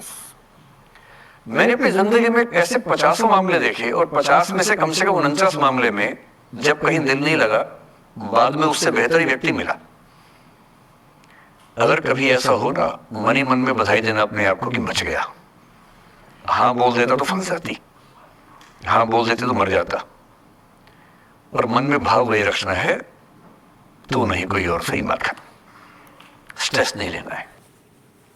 मैं जानता हूं कि आपकी उम्र में आसान नहीं होता, आपको रात रात भर सपने आएंगे, बेचैनी होगी, करवटें बदलते रहे सारी रात हम, आपकी कसम आपकी कसम, ये सब ड्रामा होता है। ये फिल्मी गीत है, मुझे गीत कविता इतना याद है कि मुझे हर बात में वही दिमाग में आता है, मैं क्या करूं। ये होता है आपकी उम्र में, और वो भी एक फेज है। अगर ये फेज नहीं जिया तो भी क्या जीवन जिया। कभी कभी बेचैनी भी तो होनी चाहिए, वरना जिंदगी में मजा क्या है। अगर हर चीज लिनियर है, हर चीज फॉर्मुलाइज है, फिर मजा क्या है जिंदगी में? ये उठापटक, ये बेचैनी, ये घबराहट, ये तनाव, संतरास भी तो होना चाहिए कभी कभी जिंदगी में। इससे बुरी स्थिति तब होती है जब आप किसी रिलेशनशिप में हैं और वहां ब्रेकअप हो जाए। ये भी होता है। देखिए, मैं आपको बड़ी खरी खोटी सुनाने के मूड में हूं। जिस तरह का प्रेम आप लोगों की पीढ़ी में होता है, मैं ये नहीं कहता कि आपकी पीढ़ी खराब है, हर पीढ़ी ऐसी होती है, बस ये कि आपकी पीढ़ी को सुविधाएं ज्यादा मिल गई हैं। हमारी पीढ़ी में ना चिट्ठी लिख के भेजनी पड़ती थी, बड़ा रिस्क होता था। चिट्ठी लिखो कागज पे, फिर एक डाकिया ढूंढो भरोसे का, वो भरोसे वाला कुरियर बॉय या कुरियर गर्ल जाके चिट्ठी वहीं दे के आए जहां हमने कहा है।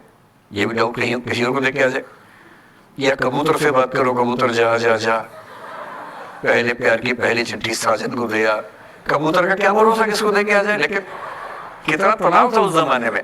आपके जमाने में क्या है, सीधे व्हाट्सएप निकाला, खटाक से भेज दिया मैसेज, और नंबर किसी से मांग लिया 1 सेकंड में। नंबर भी नहीं देना है तो किसी, कौन कौन सी ऐप होती है, मैंने सुना कुछ और ऐप्स होती है, मेरे नंबर वाली भी होती है, इंस्टा होता है, एक और भी तो कोई होती है वो जिसमें कार्टून जैसा मुंह बन जाता है, स्नैपचैट। हाँ, स्नैपचैट में चले गए। मैंने सुना है कि उसमें नंबर भी नहीं देना पड़ता है, ऐसा कोई चक्कर है। वहां ढूंढ लिया। किसी को कुछ कन्वे करना इतना आसान दुनिया में कभी नहीं हुआ था जितना आज आसान है। इन सब के ऊपर टिंडर है, बम्बल है, पता नहीं क्या क्या है, राइट लेफ्ट करते जाना है, उसी में कहानी शुरू। और ये कहानियां जितने हल्के तरीके से शुरू होती हैं, मैं दावे से कह रहा हूं कि 100 में से 99 अट्रैक्शंस 1 से 2 महीने में खत्म हो जाते हैं। क्योंकि आप जिसके प्रति अट्रैक्टेड थे ना, वो तो उसका बाहर का परसोना था। जहां परिचय गहरा होता है, असलियत सामने आ जाती है, और जब असलियत सामने आती है, झेलना बड़ा मुश्किल होता है। आपके सपने टूट जाते हैं। आप जिस छवि पे दीवाने हुए थे, वो छवि तो सिर्फ छवि थी, वो तो इंसान नहीं था वैसा। 99% केसेस में मेरा ख्याल है कि अट्रैक्शन 1-2 महीने में समाप्त होता है। उसके बाद तो एक बोझ है जो आप ढो रहे हैं। कभी कभी होता है कि दोनों का खत्म हुआ तो बात आसान है, कभी कभी किसी एक का खत्म होता है, एक का नहीं होता है, वहां मामला मुश्किल हो जाता है। तो ऐसा हो सकता है आपके जीवन में कि दूसरा साथी आपका ये कहे कि भैया देखो, मैं तुम्हारे साथ कुछ महीने से हूं, पर मुझे अब अच्छा नहीं लग रहा, मैं ब्रेकअप करना चाहता हूं। मैं आपसे ये निवेदन करूंगा कि ये मान के मत चलना कि उसने आपको धोखा दिया है, क्योंकि बच्चे तुरंत उस मुद्रा में आए थे, अच्छा अब मैं कुल्हाड़ी उठा लूंगी, अब मैं तेजाब उठा लूंगा, तूने मुझे धोखा दिया है, तूने मुझे चीट किया है, you are a cheat, you are a liar, you are a पता नहीं क्या क्या। इंग्लिश में गाली बड़ी सुंदर देते हैं बच्चे। मैं ये कहना चाह रहा हूं कि इस बात की संभावना मान के चलिए कि हो सकता है कि आपके साथ 2 महीने रहने के बाद सच में उसको ये लग जाए कि आपके साथ ट्यूनिंग ठीक नहीं है, या आपको लग जाए कि आपकी ट्यूनिंग उस व्यक्ति के साथ ठीक नहीं है। और किसी मुर्दा को अपने पास पकड़ के रखना उसका मजा नहीं है। आप किसी को बांध तो लेंगे, पर जब उसका दिल आपके पास है ही नहीं, दिल विहीन लाश अपने पास टिका के रखना, एक मुर्दे को बांध के रखना, इससे बेहतर है जाने दो। बांधना नहीं, बांधते वो है जिनमें असुरक्षा बहुत ज्यादा होती है। उस असुरक्षा से बचने का उपाय खुद को बेहतर बनाना है। आप इतने बेहतर हो कि आपको चाहने के लिए हजारों लोग हो। क्यों आप इतना डिपेंडेंट होते हैं कि इस एक व्यक्ति के अलावा मेरा कोई है ही नहीं दुनिया में, ऐसा क्यों सोचना है? और ऐसे ही मामले में ये करना है वो अफसाना जिसे अंजाम तक लाना ना हो मुमकिन, उसे एक खूबसूरत मोड़ देकर छोड़ना अच्छा। और ये खूबसूरत मोड़ कैसे होगा? अगर कोई जाना चाह रहा है तो आपके पास 3 ऑप्शंस हैं। एक, न उसको अच्छे से बात करे, न खराब से बात करे, न्यूट्रल होके जाने दे।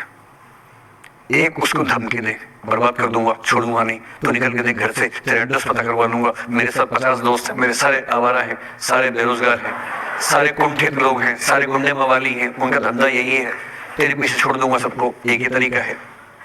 और तीसरा ये कि ठीक है यार, ऑल द बेस्ट, जा सिमरन जा, जी ले अपनी जिंदगी। अरे ठीक है, हो सकता है मैं तुझे ठीक नहीं लगा, कोई बात नहीं, लेकिन किसी से मिलो तो बढ़िया से मिलना, तेरी जिंदगी अच्छी हो। मैं भी ढूंढ ही लूंगा किसी न किसी को, थोड़ी हेल्प कर दी हो, कहीं इंट्रो करवा दी हो मेरी भी, लेकिन ठीक है तू भी जा।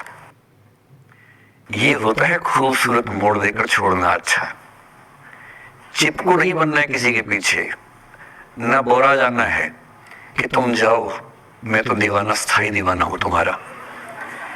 कोई जब तुम्हारा हृदय तोड़ दे, तड़पता हुआ जब तुम्हें छोड़ दे, तब तुम मेरे पास आना प्रिय, मेरा दर खुला है, खुला ही रहेगा तुम्हारे लिए।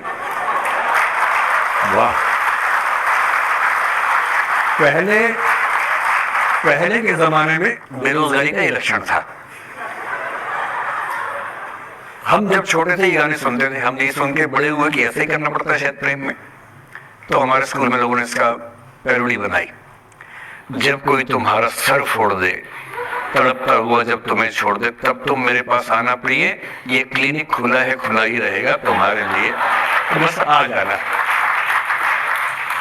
जब कोई तुमको सड़क में छोड़ दे, गाड़ी अपनी वहां से मोड़ ले, तब तुम मेरे पास आना प्रिय, ये ठेला खड़ा है, खड़ा ही रहेगा तुम्हारे लिए।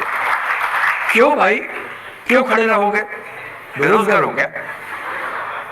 अरे ठीक, जा सिमरन जा, जी ले, और मैं भी जा रहा हूं जीने के लिए। ये दीवाना नहीं बनना है कि तुम मतलब मुझे ना चाहो तो कोई बात नहीं, किसी और को चाहोगी तो मुश्किल होगी। अजीब हाल है।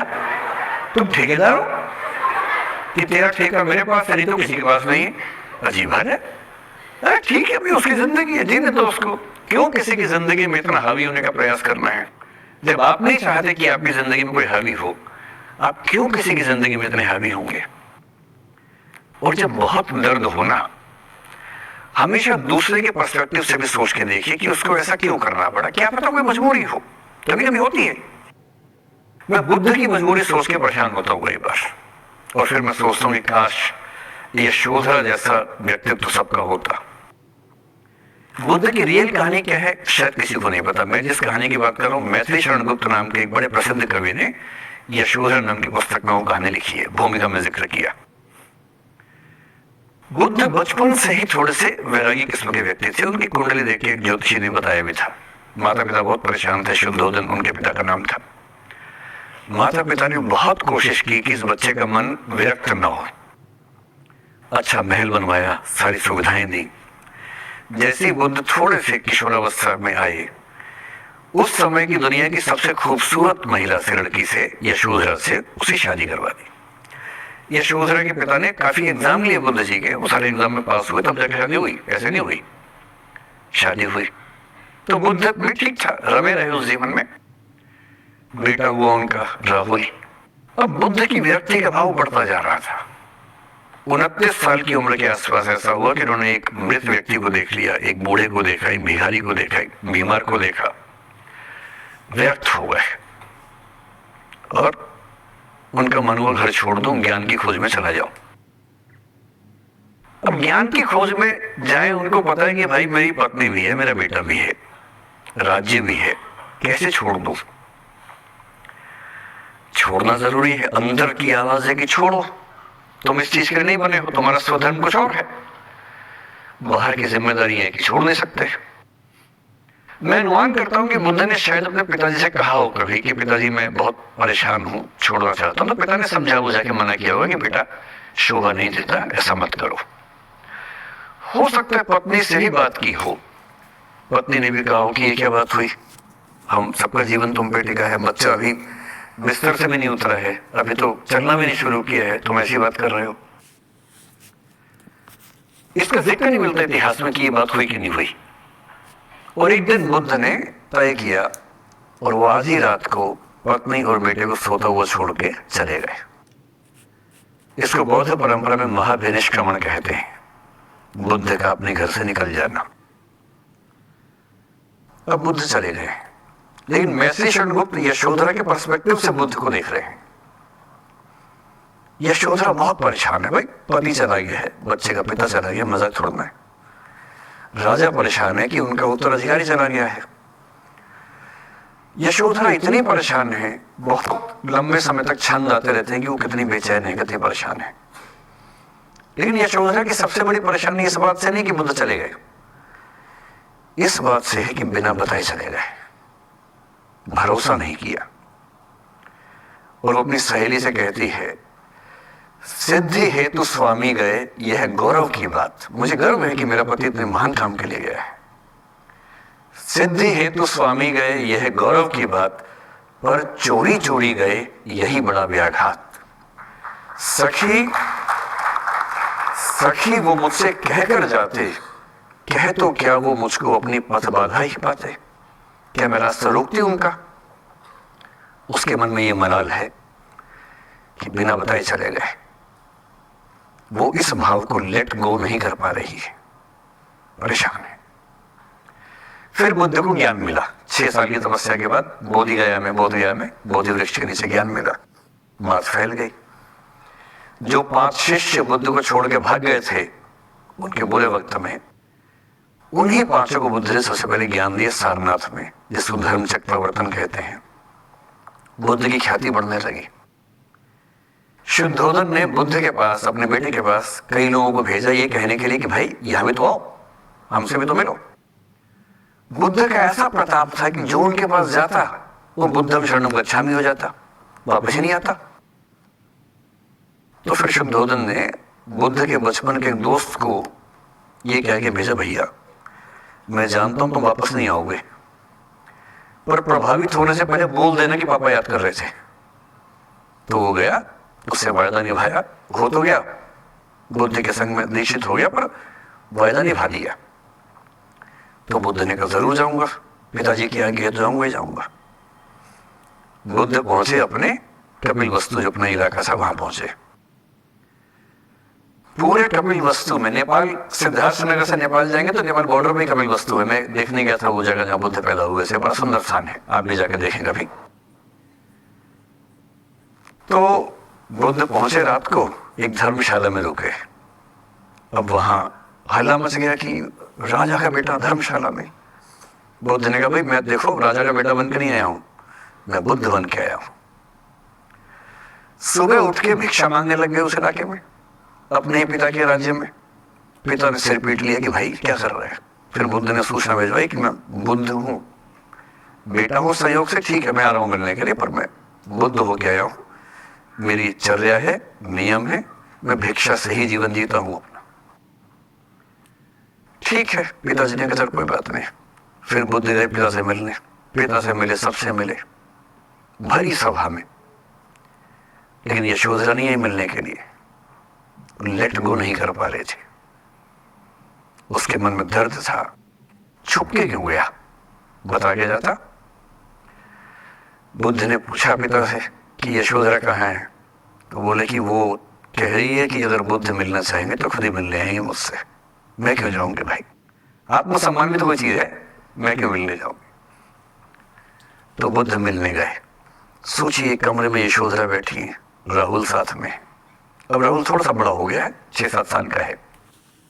बुद्ध गए हैं। अब आपके मन में है कि बुद्ध वहां जाके बोलेंगे सॉरी मैंने गलत किया, I hurt you, I really feel sorry. Buddha है वो बुद्ध, वहां जाके क्या बोल रहे पता है, भिक्षाम देहि, भिक्षा दो। और यशोधरा कितनी महान महिला रही होगी, उसने अपने बेटे का हाथ बाप के हाथ में दे दिया। लेट गो का इससे महान उदाहरण दुनिया के इतिहास में नहीं है कि चलो आखिर तुमने आके झुक के कुछ मांगा तो सही। उसकी जितनी ईगो थी, अहंकार था, सब विगलित हो गया। और जो औरत परेशान थी कि मुझसे बिना बताया गया, उसने अपने बेटे को दे दिया कि इसको लेके जाओ, क्योंकि मैं जानती हूं कि तुम महान काम कर रहे हो, और तुम महान काम कर रहे हो तो मैं क्यों बीच में आऊंगी भाई। मेरा पति महान काम कर रहा है तो मुझे खुशी होनी चाहिए, और तुम्हारी उस खुशी में मैं क्यों पीछे हटूं। बस मुझे भरोसे में लेके जाते तो और खुश होती।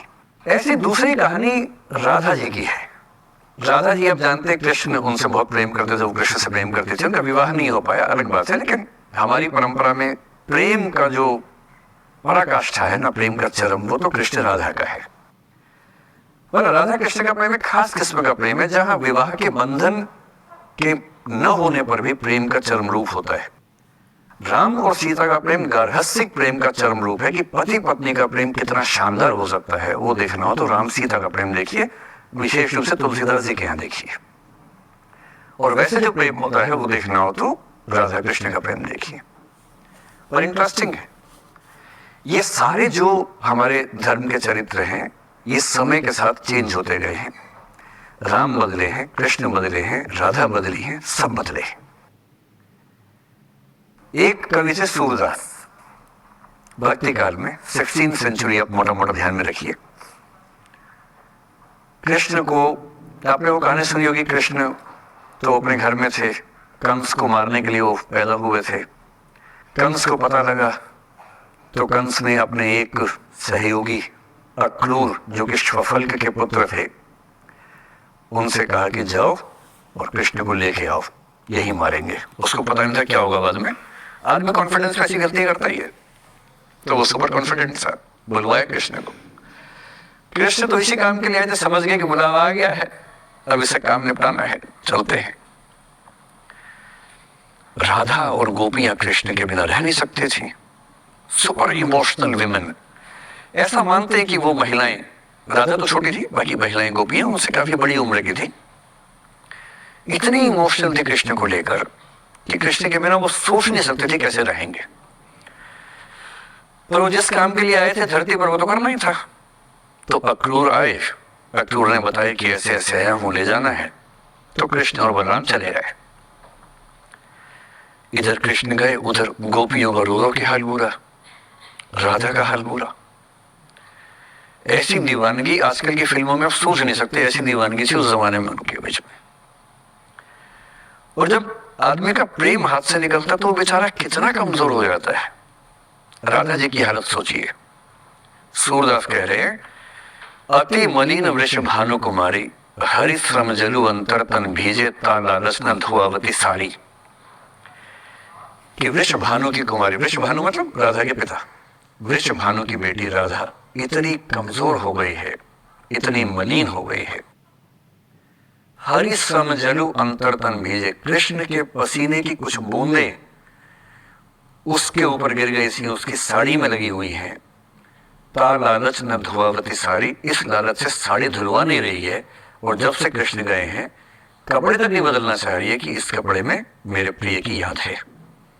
खाती नहीं है, इतनी कमजोर है, हिल नहीं पाती है।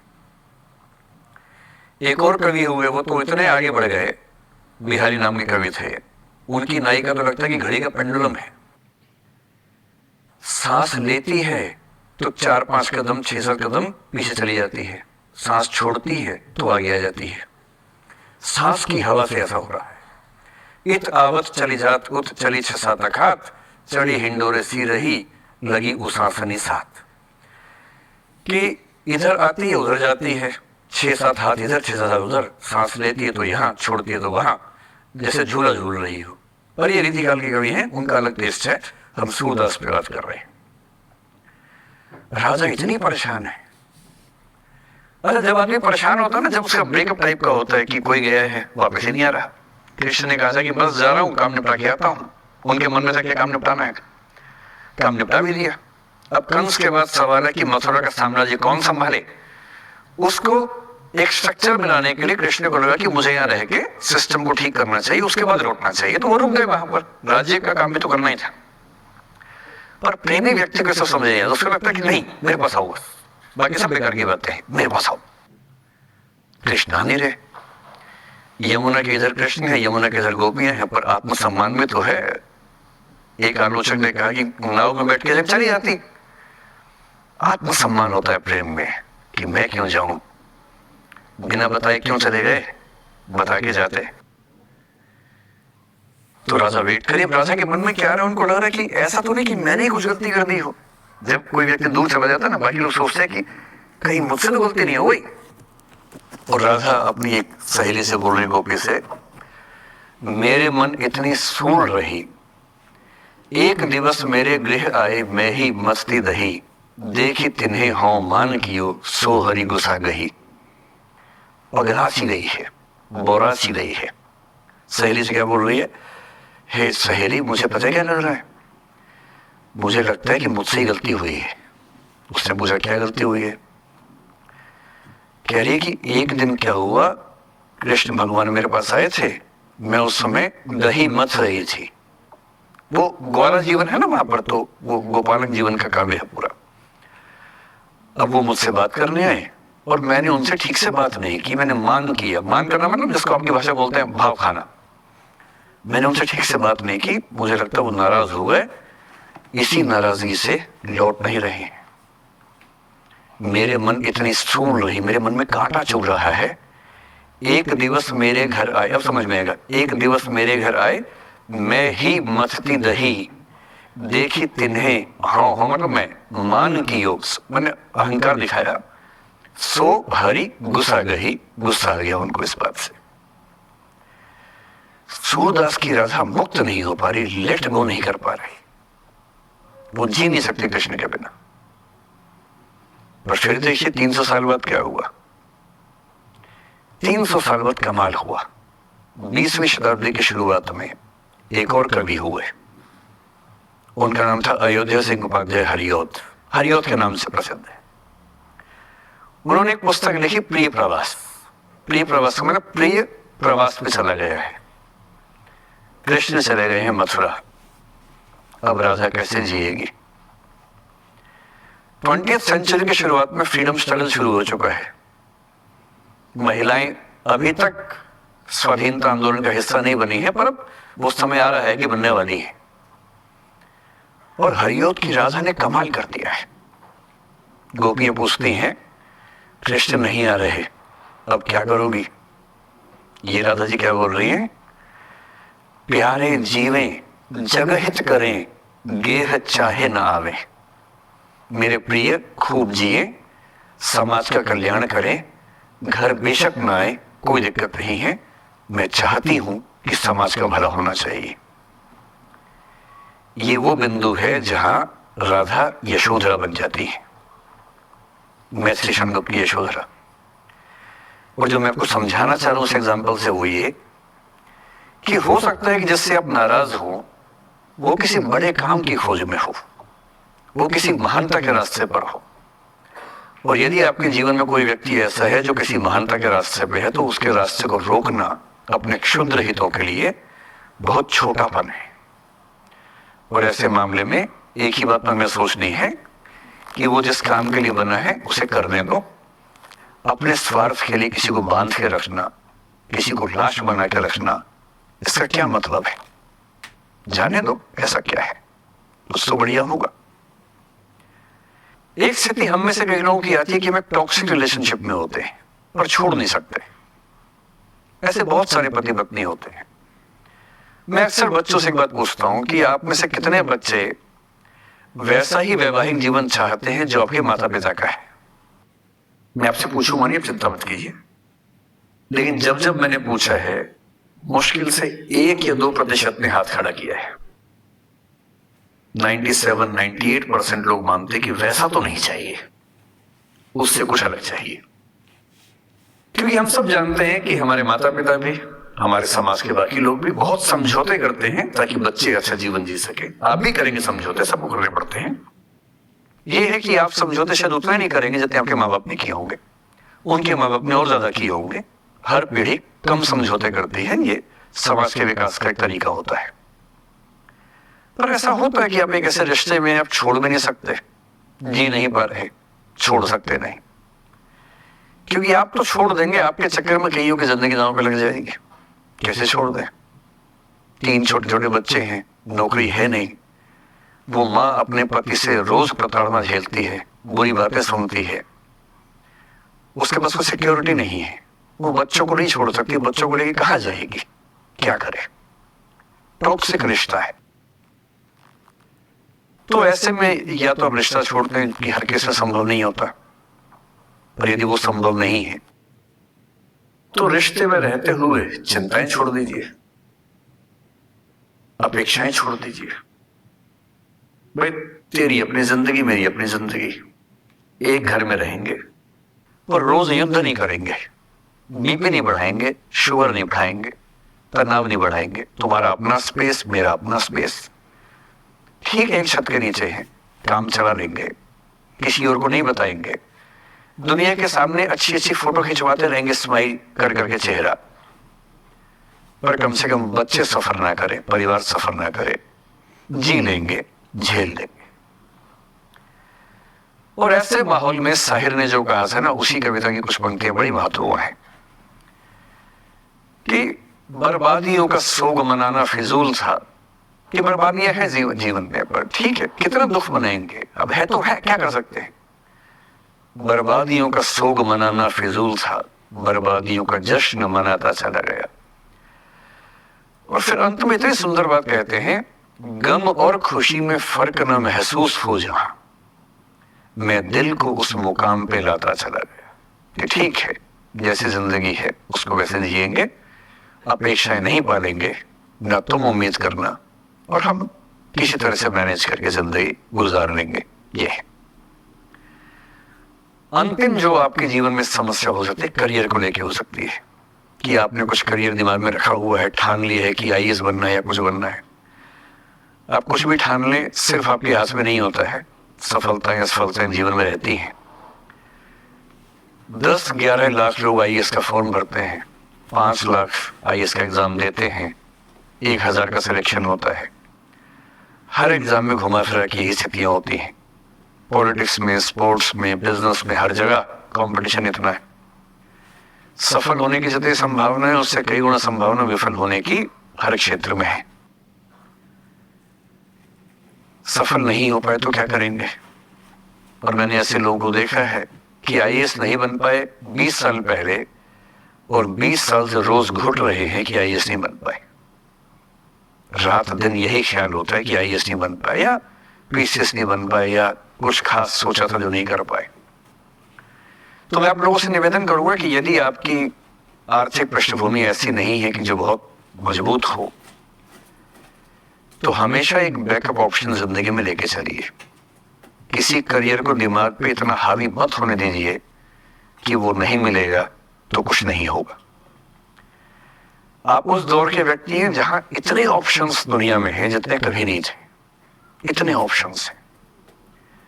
बस एक ठीक ठाक सा व्यक्तित्व बना लीजिए, एक ठीक ठाक सा कॉन्फिडेंस रखिए अपने ऊपर, और यदि आपके पास बेसिक स्किल्स हैं, भाषा की, चिंतन की, समझने की, कैलकुलेशंस करने की, प्लानिंग करने की, स्ट्रेटेजाइज करने की, और मेहनती आप हैं, मैं गारंटी से कह रहा हूं कि इस दुनिया में कंपटीशन नंबर्स में बहुत ज्यादा है, कायदे का कंपटीशन नहीं के बराबर है। बहुत मजबूत लोगों से आपको भिड़ना नहीं पड़ता है। भिड़ते हैं 5 लाख से, पर उन 5 लाख में कुछ ही हैं जो भिड़ने लायक है।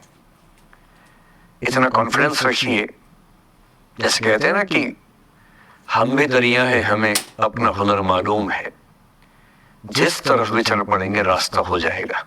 इतना भरोसा अपने ऊपर रखिए कि ठीक है, ये नहीं तो कुछ और करेंगे, वो नहीं तो कुछ और करेंगे, लेकिन कुछ ना कुछ बढ़िया कर लेंगे। और उस बढ़िया करने की शुरुआत कॉलेज की जिंदगी से होती है। उड़ान सोसाइटी संभाल लेंगे, निष्ठा संभाल लेंगे। अभी मैडम ने बताया कि 80 सोसाइटी से बताई, स्कूल में 60 बताई, 60 सोसाइटीज हैं। किसी सोसाइटी का हिस्सा बन जाइए। ये सोसाइटीज का हिस्सा बनने का असली पर्पस क्या है? इसी बहाने एक्सपोजर मिलता है, आप कुछ करते हैं, मंच पे आते हैं, लोगों से मिलना जुलना होता है, स्किल्स डेवलप होती हैं, और अंत में जो जीवन में काम आता है यही स्किल्स काम आते हैं। और यदि वो स्किल्स हमने डेवलप कर लिया, और वो स्किल्स पढ़ाई से नहीं आती हैं, जो क्लासरूम के अंदर की पढ़ाई है वो सबसे कम महत्वपूर्ण चीज होती है कॉलेज में। कॉलेज में सबसे ज्यादा महत्वपूर्ण है ये अपॉर्चुनिटीज, लोगों से बात करना, कुछ ऑर्गेनाइज करना, कहीं फेल होना, कहीं पास होना, वो सब करते रहिए। और मैं दावे से कह रहा हूं कि इस दुनिया में कंपटीशन कहने के लिए ज्यादा है, दरअसल ज्यादा नहीं है। पूरी बात का सार ये है कि किसी की भी जिंदगी फ्लैट नहीं होती है, उसमें कर्व्स आते रहते हैं, ऊंच नीच सबकी जिंदगी में आती है। मैंने भी कम नहीं झेली है, आज मैं यहाँ खड़ा हूँ वैसे नहीं खड़ा हूँ, कुछ तो झेला ही होगा, मैंने भी ठीक ठाक झेला है। जिस उम्र में आप मौज मस्ती करते हैं, मैंने उस उम्र में कैलकुलेटर बेचे हैं, मैं सेल्समैन रहा हूँ 17 की उम्र में। और मैं बिजनेस फैमिली से नहीं हूँ, बिजनेस फैमिली में बच्चों को 17 में काम पे लगा देते हैं। मैं तो नौकरी पेशा परिवार से था, कुछ समस्याएं थी तो सेल्समैन बन के घर घर में जाके बेचना पड़ता था। तौहीन भी होती थी, लोग धिक्कारते भी थे, मजाक भी उड़ाते थे। वो सब झेलना है। अपना खर्चा 17 की उम्र से खुद उठाया है, क्योंकि घर में दिक्कत थी। तो क्यों मांगू मैं घर से पैसे भाई, जब मुझे पता है कि मेरे घर में दिक्कत थी उस समय, क्यों मांगू? आपकी जिंदगी इस दुनिया के करोड़ों अरबों लोगों से बेहतर है, कुछ एक लोगों से खराब है। केवल उन कुछ एक पे ध्यान मत दीजिए, उन करोड़ों पे भी ध्यान दीजिए जिनसे अच्छी आपकी जिंदगी है। और इतनी कुव्वत आपके अंदर है, आप इस देश के सबसे अच्छे विश्वविद्यालयों में से एक, दिल्ली विश्वविद्यालय के सबसे अच्छे कॉलेजेस में से एक हंसराज कॉलेज में विद्यार्थी हैं। ये मजाक नहीं है, आप इस देश के एलीट हैं, एलीट। इस कॉलेज और यूनिवर्सिटी का नाम बोलते ही कितने बंद दरवाजे खुल जाते हैं, आपको अंदाजा नहीं है, आगे जाके समझ में आएगा। बस इतना करना है कि जब जब जिंदगी नीचे की तरफ जाए, थोड़ा सा हौसला बना के रखिए। कुछ ही दिन की बात होती है, हर चीज कुछ ही दिन की होती है। बहुत अच्छे वक्त में और बहुत बुरे वक्त में एक ही वाक्य कॉमन याद रखिए, कुछ दिनों की बात है, ये वक्त गुजर जाएगा। बहुत अच्छा हो तब भी ध्यान रखना है, आदत नहीं बनानी है। बहुत बुरा हो तब भी ध्यान रखना है, ये सब खत्म हो जाएगा। सोशल मीडिया पर ट्रोलिंग आजकल का एक नया सच है, जो आप लोग बड़ा मुश्किल होता है वो जब झेलते होंगे। आपने एक फोटो अपलोड की, कोई लाइक ही नहीं कर रहा, आप बार बार देखने घूमोगे लाइक किया कि नहीं किया। दोस्तों को फोन कर रहे हैं, लाइक कर, तू लाइक कर, तू भी लाइक कर, चल 5 लाइक करवाए, 8 लाइक करवाए, नहीं लाइक हो रहा।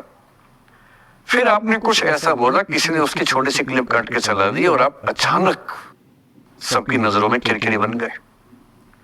गालियां पड़ रही हैं, आलोचनाएं हो रही हैं, लाखों लोग फतवे जारी कर रहे हैं आपके ऊपर।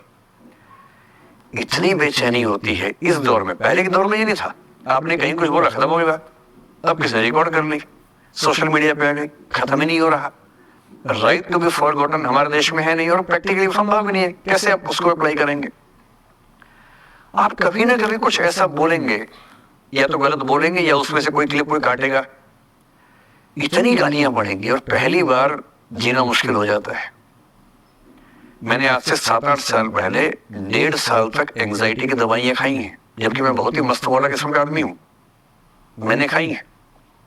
और जीवन में एक ऐसा दौर सबका आता है, आ जाना चाहिए। जब जीवन में एक आध बार ऐसा हो कि सारी दुनिया पीछे पड़ गई है, बहुत दिक्कत होगी, घबराहट होगी, बेचैनी होगी, एंजाइटी होगी, डिप्रेशन होगा, सब कुछ होगा। लेकिन एक बात ध्यान रखना, मेरी इस बात को ध्यान रखना, वो पहली और आखिरी परीक्षा है, उसके बाद कभी नहीं होगा। 8 साल पहले ऐसा कुछ हुआ था कि मैंने बहुत दवाइयां खाई, 1.5 साल दवाई खाई, 1.25 साल खाई दवाई। कारण पता था, कारण ठीक हुआ, दवाई छूट गई। उसके बाद मैंने जिंदगी का सबसे मुश्किल फेज पिछले साल झेला था, जब मेरी एक वीडियो की क्लिप मीडिया पर चली, FIR हुई, पता नहीं क्या क्या हुआ, सब कुछ हुआ।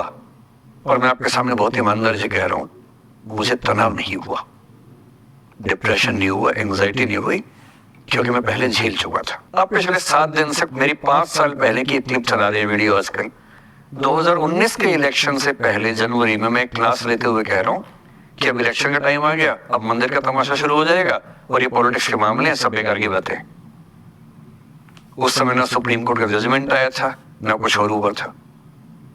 आज मेरा बड़ा सीधा स्टैंड है कि जब सुप्रीम कोर्ट की कॉन्स्टिट्यूशन बेंच ने 5-0 से सहमति दी है और उसके बाद कॉन्स्टिट्यूशन तरीके से मंदिर बन रहा है, मैं कौन होता हूं नाराज होने वाला?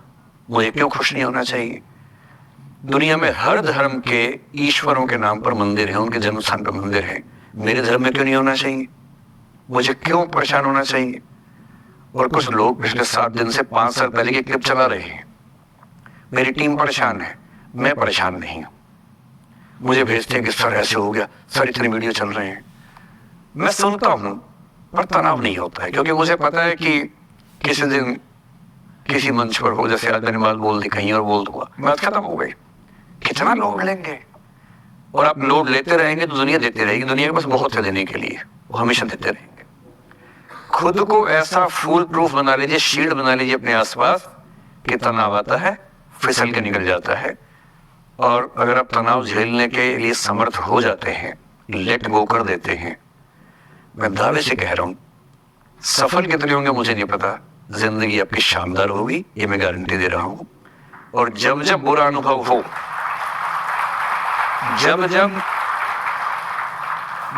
जब जीवन में बुरा अनुभव हो, सबको होता है, आपको भी होगा। जब जब बुरा अनुभव हो, मेरा सूत्र वाक्य है, जो मेरे व्हाट्सएप का स्टेटस भी है परमानेंट, मेरे दिल में गुथा हुआ है, दिल पे छपा हुआ है, सबको बोलता हूं, हर क्लास में बोलता हूं, आपको भी बोल रहा हूं। एक लाइन याद रखना, क्यों डरी जिंदगी में क्या होगा, कुछ ना होगा तो तजुर्बा होगा, उससे बड़ा कुछ नहीं है। अब मैंने ठीक ठाक टॉर्चर कर लिया बच्चों पर, इससे ज्यादा करना शोभा नहीं देता। इसके साथ ही बात समाप्त करता हूं। बहुत बहुत धन्यवाद सुनने के लिए। So now it's our time to finally have a positive Q&A session with sir. So first of all, I'll thank you so much. और you motivate us so much sir. मैं जब भी मतलब अगर लाइफ में कुछ भी प्रॉब्लम आ रही होती है तो YouTube पे सबसे पहले ये देखती हूँ कि सर की कुछ ना कुछ वीडियो उस टॉपिक पे पक्का मिलेगी, जिससे कुछ ना कुछ सॉल्यूशन जरूर होगा। आज जो आपने जो कुछ भी बोला, I am so motivated of it. And this society people give me a question to ask, ये इन्हीं लोगों में से किसी एक का क्वेश्चन है। So I'd like to ask sir, I try every day to study with the same enthusiasm and every second day I feel exhausted and not able to complete the study target. What should I do? So first of all, thank you for saying me thank you. And as far as the question is concerned, I don't know whose question is this, but whosoever has sent the question. जब आप ये कहते हैं कि मैं रोज उतना पढ़ नहीं पाता हूँ, इसके बुनियादी तौर पर 2-3 रीजंस हो सकते हैं। पहली बात तो कोई भी नहीं पढ़ पाता है, मैं भी नहीं पढ़ पाता हूँ उतना। हम लोग प्रिटेंड करते हैं कि हम बहुत पढ़ते हैं। ईमानदारी की बात है कि मैं आज तक कभी भी 1 घंटे से ज्यादा एक साथ नहीं पढ़ पाया हूँ, और मैंने ठीक ठाक पढ़ाई की है वैसे, है ना, आप भरोसा कर सकती है इस बात पे। एक तो अपने आसपास ऐसे लोगों से बचिए जो बार बार दबाव बनाए कि मैं तो बहुत पढ़ता हूँ, तू कितना पढ़ती है। आप कितने घंटे का टारगेट लेके चल रहे हैं, एक प्रॉब्लम ये भी हो सकती है। आपकी उम्र में कॉलेज के अलावा अगर आप 3-4 घंटे पढ़ लेते हैं तो पर्याप्त है। कॉलेज के 3 साल सिर्फ पढ़ाई के लिए नहीं है, पढ़ाई से ज्यादा सीखने के साल हैं, मंच पे आने के साल हैं। दोस्तों के साथ फिल्म देखिए, दोस्तों के साथ आउटिंग पे जाइए, रेस्टोरेंट में बैठ के खूब बकवास कीजिए उनके साथ। उसमें जो सीखेंगे वो केवल पढ़ाई से नहीं सीखेंगे। तो दिन में 3-4 घंटे बहुत होते हैं। और बाकी मैं एडवाइस करता हूँ बच्चों को कि बहुत सारी एक्टिविटीज, जिसमें से एक एक्टिविटी चाय की दुकान पर दोस्तों के साथ बैठना, 1 घंटे बात करना भी शामिल है। पर्सनैलिटी ग्रूमिंग के लिए बहुत जरूरी है। फिर आप लोगों की उम्र में इमोशंस थोड़े उठापटक होती रहती है। अगर आप महीने के 30 दिन में से 6-7 दिन बीच में नहीं पढ़ पाते डिस्टर्बेंस से, तो इसका मतलब है कि आप दिमागी तौर पर एकदम ठीक हैं। चिंता उनकी है कि जो रोज पढ़ रहे हैं। इसका मतलब वो अपनी उम्र में जी नहीं रहे, वो किसी और उम्र में जी रहे हैं। तो ठीक है, कभी कभी डिस्टर्बेंस है कि उसको एंजॉय कीजिए। डिस्टर्बेंस बस सुंदर प्यारी होनी चाहिए, इतना ध्यान रखिए, है ना। जिसकी वजह से नींद उड़ी हुई है वो अच्छा होना चाहिए, बाकी तो ठीक है। नमस्ते sir, thank you sir for this session sir. I extend my gratitude sir. It was an honor to listen you sir. Sir मेरा आपसे सवाल होगा कि कई एक आध एग्जाम्पल होंगे सर जहां आपने लेट गो किया होगा, आप अपने जीवन में भी किसी चीज में लेट गो किए होंगे, तो कोई एक आध ऐसा एग्जाम्पल आप शेयर करना चाहे जिससे हमें भी प्रेरणा मिले। मैं बताता हूँ आपको। जो मैंने कहा कि 7-8 साल पहले मैं थोड़ा एंजाइटी का शिकार हुआ, कई कारण थे, पर उसमें 2-4 लोग ऐसे थे जिन्होंने मेरा जीना मुश्किल कर दिया था उस समय। मतलब उन्होंने कर दिया, मैंने करवा भी लिया। अब तो मैं करवाता ही नहीं, तब मैंने करवा लिया था। अजीब किस्म के लोग पीछे पड़ के रात दिन 24 घंटे तनाव देते रहना बिना किसी बात के, कोई वजह भी नहीं थी ऐसी। मैं बड़ा परेशान रहा। फिर बाद में परिस्थितियां बदल गई, मैं ठीक हो गया, मेरी स्थितियां ज्यादा बेहतर हो गई। तो उन दिनों मैंने एक रहीम का दोहा पढ़ा, वो मेरे जीवन का उसूल बन गया। उसके बाद से 1-2 बार मेरे मन में है कि मैं भी दुश्मनी कर लूं, और दिखा दूं, और मेरे पास ताकत उनसे ज्यादा थी उस समय भी, आज भी है। और अगर मैं किसी के उकसाने पे उसके जैसा हो गया तो जीता तो वही। जब मैं ही नहीं रहा तो फिर तो कोई और लड़ रहा है, मैं रहा ही नहीं, वो जीत जाएगा। मेरी असली कश्मकश ये थी कि बिना उसके जैसा हुए इस चीज से बाहर निकलना है। ये कुछ वैसे कि आप सड़क पे जा रहे हैं, कीचड़ में सुअर लौटा हुआ है, उछल उछल लौट रहा है, आपके सफेद कमीज पे छींटा पड़ गया। अब दो ऑप्शंस हैं, या तो हिसाब बराबर करने के लिए उतर जाइए, उसको आप कैसे गंदा करोगे, तो पहले ही मस्त है उसी गंदगी में, उसका तो स्वभाव है। आपका एक छींटा है, आप पूरी कमीज गंदी कर लेंगे वहां जाके, तो सबसे अच्छा क्या है, वहां से निकल जाना, लेट गो कर देना। तो मैंने रहीम का एक दोहा अपना सार बना लिया, रहीमन ओछे नरन सो बैर भली ना प्रीति।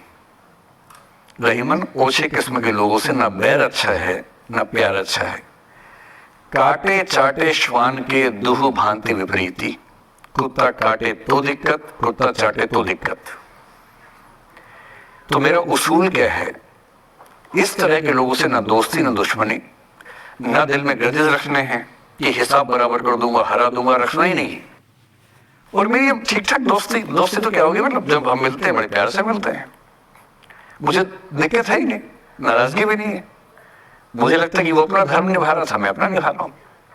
और अगर मैं दुश्मनी पाल लेता, अपना बीपी बढ़ाता, डायबिटीज करवा लेता, मैंने पाला ही नहीं, ना मैं पालता हूं। और भी ऐसे कई इंस्टांसेस हैं जहां दुश्मनी करने का पूरा स्कोप था, और मैं दुश्मनी करता नहीं, मुझे शौक ही नहीं दुश्मनी करने का। मेरा दुनिया में एक भी दुश्मन नहीं है, मतलब मैं कईयों का हूं, मेरा एक भी नहीं है। जो मुझे अपना दुश्मन मानते हैं वो मेरे दुश्मन नहीं है, मेरे लिए वो परिचित हैं जो मित्र हो सकते थे या हो सकते हैं। फिलहाल मित्र नहीं है, लेकिन दुश्मनी नहीं है। और अगर दुश्मनी कभी हो भी जाए ना, ये ध्यान रखना है कि बाद में दोस्ती हो सकती है। बशीर बद्र ने कहा है, दुश्मनी जमकर करो लेकिन ये गुंजाइश रहे, गर कभी हम दोस्त हो जाएं तो शर्मिंदा ना हो। ये मैं ध्यान रखता हूं हमेशा। नमस्कार सर। नमस्कार सर, मेरा नाम रश्मि श्रीवास्तव है और मैं यहाँ हिंदी ऑनर्स द्वितीय वर्ष की छात्रा हूँ। सर, सबसे पहले तो मैं आपको बहुत बहुत धन्यवाद देना चाहूँगी सर। आपसे मिलकर बहुत अच्छा लग रहा है मुझे, और ये मेरे लिए बहुत बड़ी सौभाग्य की बात है। सर, मेरा प्रश्न है आपसे कि सर, मेरे साथ ऐसा हुआ कि मैं बचपन से बहुत अच्छी स्टूडेंट रही, और सर मेरी ज़िंदगी में ऐसा एक वक्त आया जब मुझे 2 बार असफलता का सामना करना पड़ा, और सर तीसरी बार मैं सफल हुई, परंतु सर आज भी वो डर मेरे मन से नहीं जा रहा है। अभी भी मैं उसको फेस नहीं कर पा रही हूँ कि मैं कैसे फेल हो गई। और सर कभी ऐसा होता है कि मैं सो रही हूँ और रात में मुझे वो डर लगता है कि आगे मैं नहीं कर पाऊंगी। मुझे ऐसा लगता है कि आगे अगर मैं कुछ अच्छा करना चाह रही हूँ तो मुझे उस असफलता का डर रहता है कि जो मैंने फेस किया है, और सर मैं उससे उबर नहीं पा रही हूँ। मतलब मेरे ख्याल से ये असफलता आपसे ज्यादा आपके माहौल की, आपके पेरेंट्स, आपके टीचर्स की है कि उन्होंने आपको, मतलब कुछ बच्चे अपने आप से इतनी उम्मीद पाल लेते हैं कि फेलियर झेल नहीं पाते। आप वैसे बच्चों में हैं, जो आपने कहा ना कि मैं शुरू से बहुत अच्छी स्टूडेंट रही हूँ, ये दुर्भाग्य की बात है, ये अच्छी बात नहीं है। मैं नहीं चाहता कि बच्चे अच्छे स्टूडेंट बने। अच्छे स्टूडेंट का मतलब जो बहुत पढ़ाकू किस्म के होते हैं, सीधे स्कूल से घर, घर से स्कूल, घर में घुसते ही होमवर्क करना शुरू किया, वैसे बच्चे जिंदगी में बड़े परेशान रहते हैं। बच्चों को होना चाहिए छाटा हुआ टाइप का, शरारती, बदमाश, मतलब काम भी करें स्कूल का, लेकिन बेसिकली आपको स्मार्ट होना है, कॉन्फिडेंट होना है। पढ़ाकू होने से जिंदगी बहुत अच्छी नहीं चलती है। जिंदगी के लिए ना व्यक्तित्व चाहिए। हुआ क्या आपके साथ, आपको बता दिया गया कि अच्छा बच्चा हुआ है जो पढ़ता है, होमवर्क करता है, आपने वो सब किया। तारीफें आपकी इतनी हुई होंगी कि बेटा तुम तो कुछ भी कर दोगी, आपको भरोसा होगा कि मैं कुछ भी कर दूंगी। लेकिन ऐसी ऐसी तारीफें हर गांव, हर मोहल्ले में कई बच्चों की हो रही थी। जब उन सब में कंपटीशन हुआ तो कुछ सफल हुए, बहुत सफल नहीं हो पाए। तो जो सफल नहीं हो पाए उनको बहुत बेचैनी हुई। आपका सौभाग्य है कि अब तीसरी बार में सफल हो गई। कई ऐसे लोग हैं जो कभी सफल नहीं हुए जिंदगी में, उनको भी तो जीना है। तो मैं एक ही बात कहूंगा, अपने आप से उम्मीदें कम कर लीजिए। और ये आसान नहीं होता है। इसका तरीका ये है कि एक दो ऐसे अच्छे दोस्त जो अच्छे भी हैं, दोस्त भी हैं और बहुत उम्मीदें ना रखते हैं, ना आपको रखने देंगे अपने आप से। डायरी लिखने से लेकर कुछ अच्छे उपन्यास पढ़ना, अच्छी फिल्में देखना, जो आपको सहज होना सिखाएं, न कि महान होना सिखाएं। महानता से बड़ा कोई रोग नहीं है, इस चक्कर में नहीं पड़ना है। सामान्य होना है। असली जद्दोजहद सामान्य होने की है, महान होने की नहीं। सहज होना है। तो अपने आप से क्या कहना, रोज कहना है कोशिश पूरी करूंगी, सफलता मिल गई तो बढ़िया, नहीं तो क्यों डरे, जिंदगी में क्या होगा, कुछ ना होगा तो तजुर्बा होगा। और भाड़ में जाए सीधी सी जाए। नमस्ते सर। सर मेरा क्वेश्चन थोड़ा सा इनसे अलग है। सर जैसा आपने कहा कि लेट गो करना चाहिए, लेकिन क्या करना चाहिए? लेट गो करना चाहिए। हमने भी ये चीज़ सुनी है कि जिसके नसीब में जो लिखा होता है एक दिन उसे वो मिलता ही है, तो उसके लिए हमें परिश्रम करना चाहिए। तो सर एक इनके बीच में क्या एक थिन लाइन नहीं है कि हमने सोचा जैसे 71st डे पर मुझे ऐसा लग रहा है कि अब मुझसे और नहीं होगा, अब मैं नहीं करूँगी। माना कि वो गिव अप भी कहा जाता है, लेकिन अगर मेरे नसीब में है कि नहीं यार कल ये तुझसे हो जाएगा, अगर मैं कोई भी टास्क कर रही हूँ कल ये कंप्लीट होगा, लेकिन मैं सोचूं नहीं मेरे से ये प्रेशर नहीं हो रहा, I should let go this, I should start some other thing. तो क्या ये मुझे लेट गो करना कभी रिग्रेट नहीं कर सकते कि लाइफ में यार एक दिन और ट्राई कर लेते तो शायद मिल ही जाता? देखिए, जो नसीब का मामला है, मेरे ख्याल से आपकी उम्र में नसीब को नहीं मानना चाहिए। दुनिया में किसी को नहीं पता कि नसीब है या नहीं, और है तो कितना है। सब तुक्का लगा रहे हैं, मैं भी तुक्का लगा रहा हूं। ठीक, जो हार जाता है ना उसको तसल्ली देना बहुत जरूरी है, वरना वो जी नहीं पाएगा। और पराजित व्यक्ति को तसल्ली देने के लिए सबसे अच्छा शब्द है नसीब, भाग्य, नियति। बहुत जरूरी है। और इसलिए एक उम्र के बाद गीता का सार पढ़ना बहुत जरूरी है। समझना पड़ता है कि सब कुछ हमारे हाथ में नहीं होता है, सच में नहीं होता है। और इसका मतलब ये भी नहीं है कि सब कुछ किसी और के हाथ में होता है। अगर ऐसा होता तो बिना मेहनत करने वाले आईएएस बन जाते या कुछ ही बन जाते।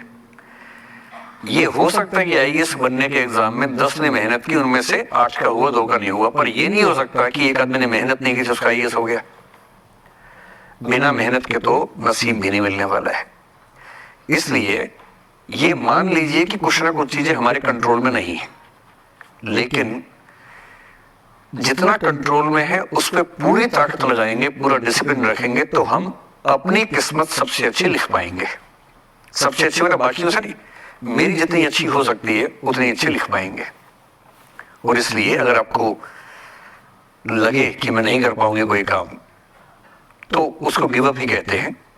लेट गो का मतलब तब होता है जब आप मन भर चुका है, अब उसकी जरूरत महसूस नहीं हो रही। जैसे आईएएस बनने की कोशिश कर रहे हैं, नहीं बन पाए, तैयारी छोड़ दी, गिव अप है। बन गए, नौकरी की, मजा नहीं आया, छोड़ दिया, ये लेट गो है। लेट गो करने के लिए पहले हासिल करना पड़ता है, या हासिल होने से पहले उस मनोभूमि पर पहुंचना पड़ता है जहां हासिल होने का सुख आपने महसूस कर लिया और उसमें मजा नहीं आया, ठीक ही है, औसत है, तब छोड़ दिया। इसलिए आपकी उम्र को शोभा नहीं देता कि हम नसीब की बात करें, ये शोभा देता है मेरी उम्र को। तो 30-40 के बाद नसीब, भाग्य, नियति चलेगा। फिलहाल कर्म पे भरोसा कीजिए, मेहनत, डिसिप्लिन और मोटिवेशन से ज्यादा महत्वपूर्ण है डिसिप्लिन, ध्यान रखिएगा। मोटिवेशन का ग्राफ ऐसा होता है, फिर ऐसे नीचे आता है धीरे धीरे। डिसिप्लिन ऐसे रहता है, और डिसिप्लिन वाला व्यक्ति हमेशा मोटिवेशन वाले व्यक्ति से ज्यादा सफल होगा, ये मान के चलिए। सबसे अच्छा क्या है? Motivation with discipline. तो कोशिश कीजिए कि नसीब पे ना छोड़िए, अपने भरोसे कीजिए। All the best. Now, I would like to invite our president, who is the fuel to our rocket, Palak Chauhan, to present a vote of thanks. I would like to thank our guest speaker, Mr. Vikas Davikirti sir, who came here for this session and gave us his valuable time. I'm pretty sure all the audience members present over here get a new perception and along with a powerful motivational session.